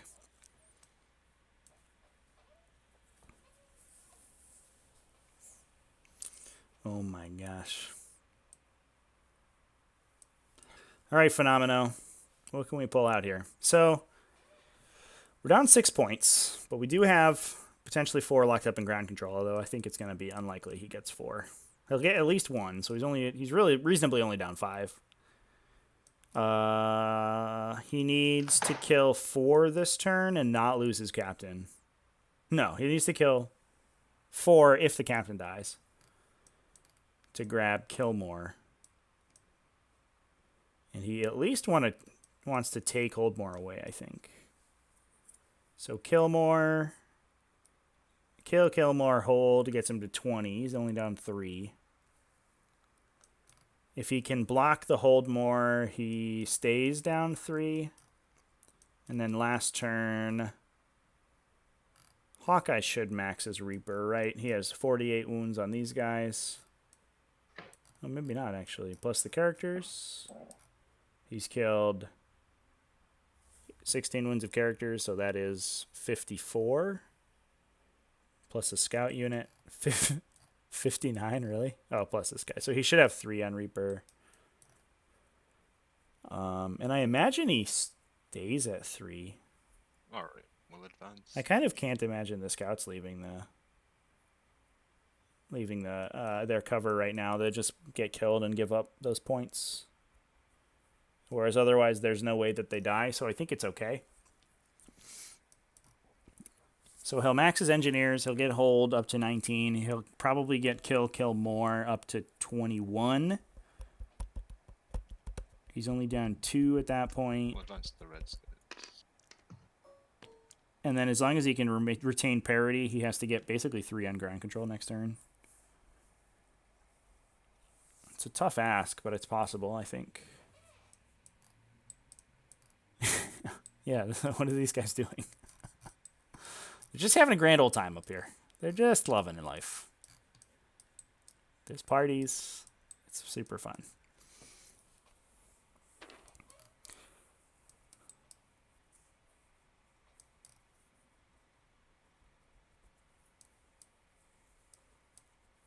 I wonder if the guard go like here again. Auspex scan isn't really a threat anymore because you're down to 1 Centurion and only 3 CP for your opponent, so you can kind of eat that. And you just like you just try to kill this guy and get a wrap and play for turn 6. Turn 6 is where you really need those guys to be in the fight. But getting them up, yeah, here they come. All right, cool. Yeah, so we didn't end up moving the scouts out, which I think is the right call. It takes them so long to get anywhere. All Hawkeye needs to do is just pull his charge targets back and shoot them to death. You just get a bunch of kills for no reason. Yeah, you can fight the back tech marine through the wall. Yeah, Definitely. so what happens if I get lucky here? I charge the tech marine. I end up killing. This is a play I talked about like way earlier, way long ago. Is that you could just hide these guys right here and charge this dude, and either go for a wrap on him or just kill him and hide behind the wall. And then I'd get what? 2 for ground control, max. Looks like we're gonna try to talk out the strategy here. I'll send it back to the players real quick. Yeah, there's no way I can close the gap. I'm happy to concede at this point. This was a really close game. Oh, okay. It was a very crazy game. I think it's closer than you think. I mean, I'm going to continue. I'm going to score bonus again, probably. I don't think there's anything you can do to stop that. No, And I think that's what's ultimately going to win it. I messed up too much with the captain should have been in reserve with the sanguinary guard. I should have remembered I can reroll the charge with Mephiston. And then this charge gets a lot better, right? If I don't have a guy, that one guy within an inch of the wall, I think. It's not the beat. It's not what the game hinged on, but it was probably greedy of me to even try to set that up. That kind of having an L of sanguinary guard in here. But I just thought all your dreadnoughts were over here, Bobby G's back here, Centurion. I'm like, well, I just get to sit for a turn where you can't really interact with all my army being back in your L, if that makes sense. Then maybe next turn it out. But I didn't have enough stuff to commit to that. So I definitely should have had at least the captain and deep strike, if not something else. Definitely fair. I think the captain should have jetpacked in. Kind of sucks. I did that because I thought, okay, well, you're going to try and thunderfire a scout squad, so I want the 5 up for them to try and stop you kill on turn 1. But then I didn't feel like I didn't feel like I could ever move him out from back here. I really wanted to be able to redeploy him, but because I had so much garbage, it should have been. I never had a turn where I could. You could have moved and advanced and got a decent advance roll and moved him out here. He could have potentially been okay, but yeah. Then the dreadnought. By the time you had the midboard, to the point where by the time I'm thinking about that, I'm like turn 3 or 4, or whatever. Your dreadnoughts can just walk into. Bypass his character protection and blast him. So, but yeah, I mean the first 2 turns went well. I was just like, okay, I'm just going to sit behind the wall with underfire cannons, pick off a kill every turn, and then drop in a bunch of guys on turn 3. But yeah, I didn't think far enough ahead. But you played really well. That was a great game. That was a lot of fun. That was a lot of fun. I like I said, I hadn't actually played. I've played Imperial Fist. I've never played the Blood Angels. I've seen a game played. My buddy went to Nova here in the States, and he plays Blood Angels, and I just went and watched. I made some mistakes, particularly here. I should have moved differently so I had better line of sight on your captain, but I didn't think he would survive 20 strength 7 shots. Oh no, yeah, or the subsequent combat phase. So yeah, but no, it took me like 20 minutes to work out where to even bring him in. I was like, did I bring him in? I put myself in such a hole messing up that turn 3, on the back of messing up what I deployed in Deep Strike. So Yeah. by that point, I was just like, oh, I have to get insanely. I'm just excited that Gilliman actually did work. He didn't actually. Well, maybe he earns his points with the rerolls, but he didn't kill his points. That's for sure. He's quite. He rarely does, though. I was trying to. I was expecting you to just push your army up one side of the board, but then you end up. So I think it's sounding like the players are gonna end up just talking this game out. That's terrible. Usually, so it ended a little quickly. We may be able to jump over into another game for at least a little bit. I do have to jump off to set up the game over at on AOWPI at 7 p.m. Eastern Standard, so in about 2 hours. But if you want, let me know in the chat. We could jump over to another game immediately after this one. So just let me know what we want to do. If people are willing to stick it out, I'm willing to hang out with y'all. I can usually get them in Vanguard, or Dawn of War. Really, it's just. Yeah, we never saw either of those. No, as far as I know. No, Hammer and Anvil was definitely the deployment I was hoping. Oh, for sure, it was definitely the deployment. Yeah. But yeah, again, well, but tell you what, I'll make the roll for these single regards just to see if they get their charge off, and then that's the only thing that's going to be relevant for getting up your score. Hey! They'll get in. And he'll get through the wall, and then so I'll get what holds, and let's just say the Thunderfires kill this Intercessor Sergeant. 3 of them can probably take him down, and the captain. Yeah. You'll kill the Contemptor. And then yeah. So we'd tie on kill more and hold more. You finish engineers and get 2 for ground control. Then yeah, you just max it. Yeah. Your last turn, and you get your. I cannot max Born for Greatness, so and I don't think I would max the Reaper either. I don't know if your opponent concedes, you don't just get to max points all your remaining turns. I usually maybe it's the points and not the secondaries. I don't max what I can't score, so I don't think I can. I know I can't max Born for Greatness because I can't start my turn in your deployment zone. And Reaper, I'm only at 53 wounds. Killing your captain would put me at 58. But even if I killed all of your Sanguinary Guard, that would only put me at. So basically, how it works, when you concede, your whole army basically keels over and dies. So any of your kill secondaries will trigger off of those. So you would max your Reaper. And then you just sort of play out a weird solitaire game with yourself to score the maneuvers. So yeah, Gilliman, I don't think could. Even though Born for Greatness is a search and destroy, I wouldn't score that because I can only score 1 if he start. The only other thing I have left. Right, he has to get over there, but he can't physically do that. So yeah, that wouldn't max. All right, I think that's great. That's game.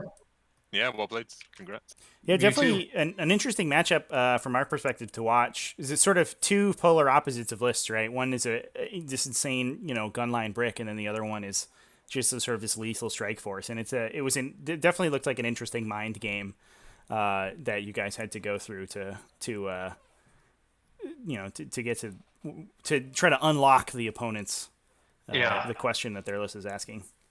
It was Yeah, interesting. so It was all mine interesting Blood, that the Blood Angels.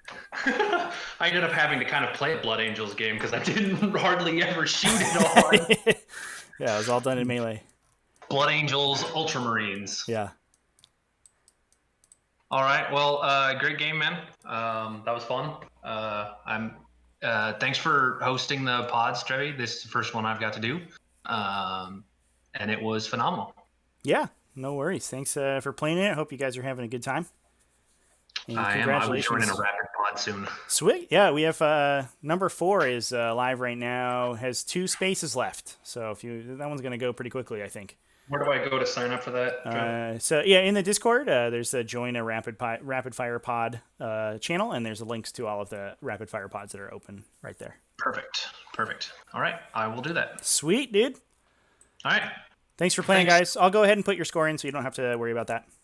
Awesome. See you later. See ya. All right, take care. See All you right. around. Yeah, thanks. Hope we'll get you on a stream again. Yeah, I mean, to finals games, to humiliating defeat. Third time lucky, right? Although I did not deserve to be here. I'm only here because my semifinals opponent, he dropped from the event, so I don't know. I guess that's. Oh yeah, The yeah. third time we'll remember from that. I think We are definitely in a sort of weird season. Things are opening up a little bit, so I think people's schedules are changing. But then also, like 9th edition being right around the corner, some people are just Yeah, like, I don't know if I want to play 8th anymore.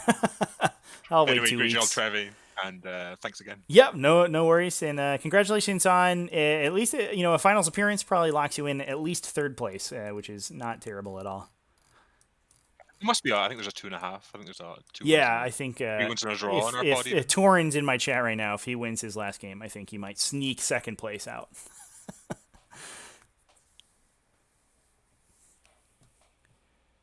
All right, cool, man. I'm going to hop out of the channel here real quick. See ya. All right, have a good one.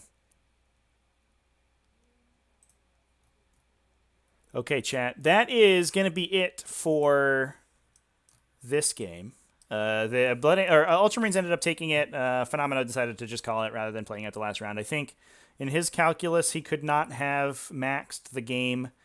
Looking at it, he needed to make up probably a 5-point deficit on that last turn, which would have been really hard.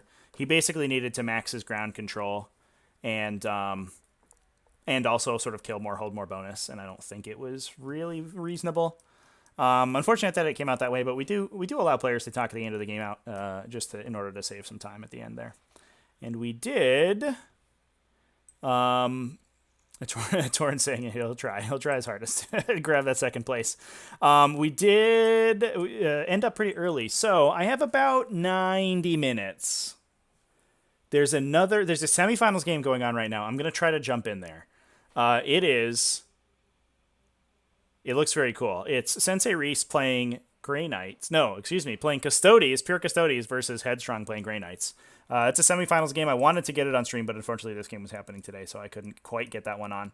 I'm going to see if I can jump into that one. Alternatively, there's another one that might be starting pretty soon, but I don't see that live right now, so I'm going to not...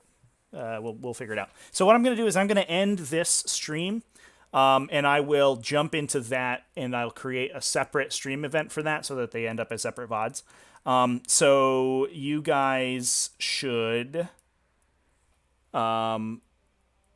just go ahead and hold on for that. As soon as I create it, I'll jump it into the stream chat real quick. So stay tuned for that, and I'll be with you guys momentarily.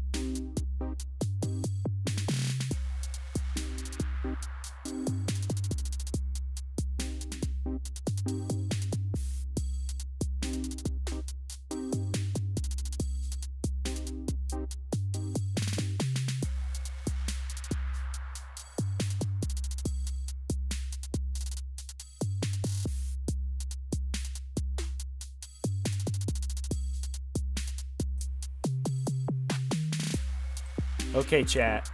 I have a new game. We're gonna jump into a Pod 17 game. I think just a random one, but oh my god, there's defilers on this table. So I'm gonna go ahead and jump off of this this stream right now, and I'm gonna drop a new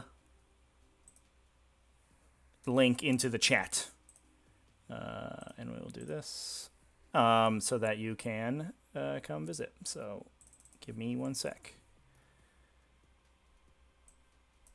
I think it's Chaos versus Space Marines is what we're watching.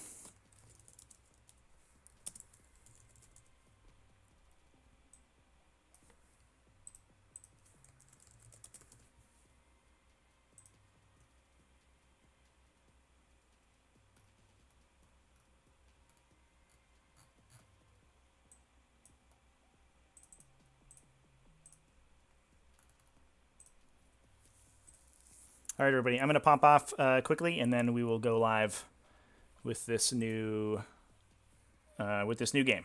We'll be live on this game for a little over an hour, about an hour and 15 minutes or so, and then I will be jumping over to AOWPI. We're going to stream another game, not a T5S2 game, just a casual game, but with a couple people from the Discord. And so we'll have lots more 40K content for you coming right up. And I'm dropping this into the chat right now. Oops. Here it comes. 1 sec. Damn it.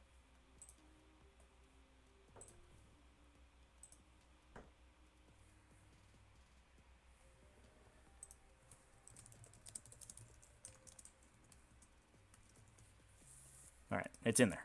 We're doing it.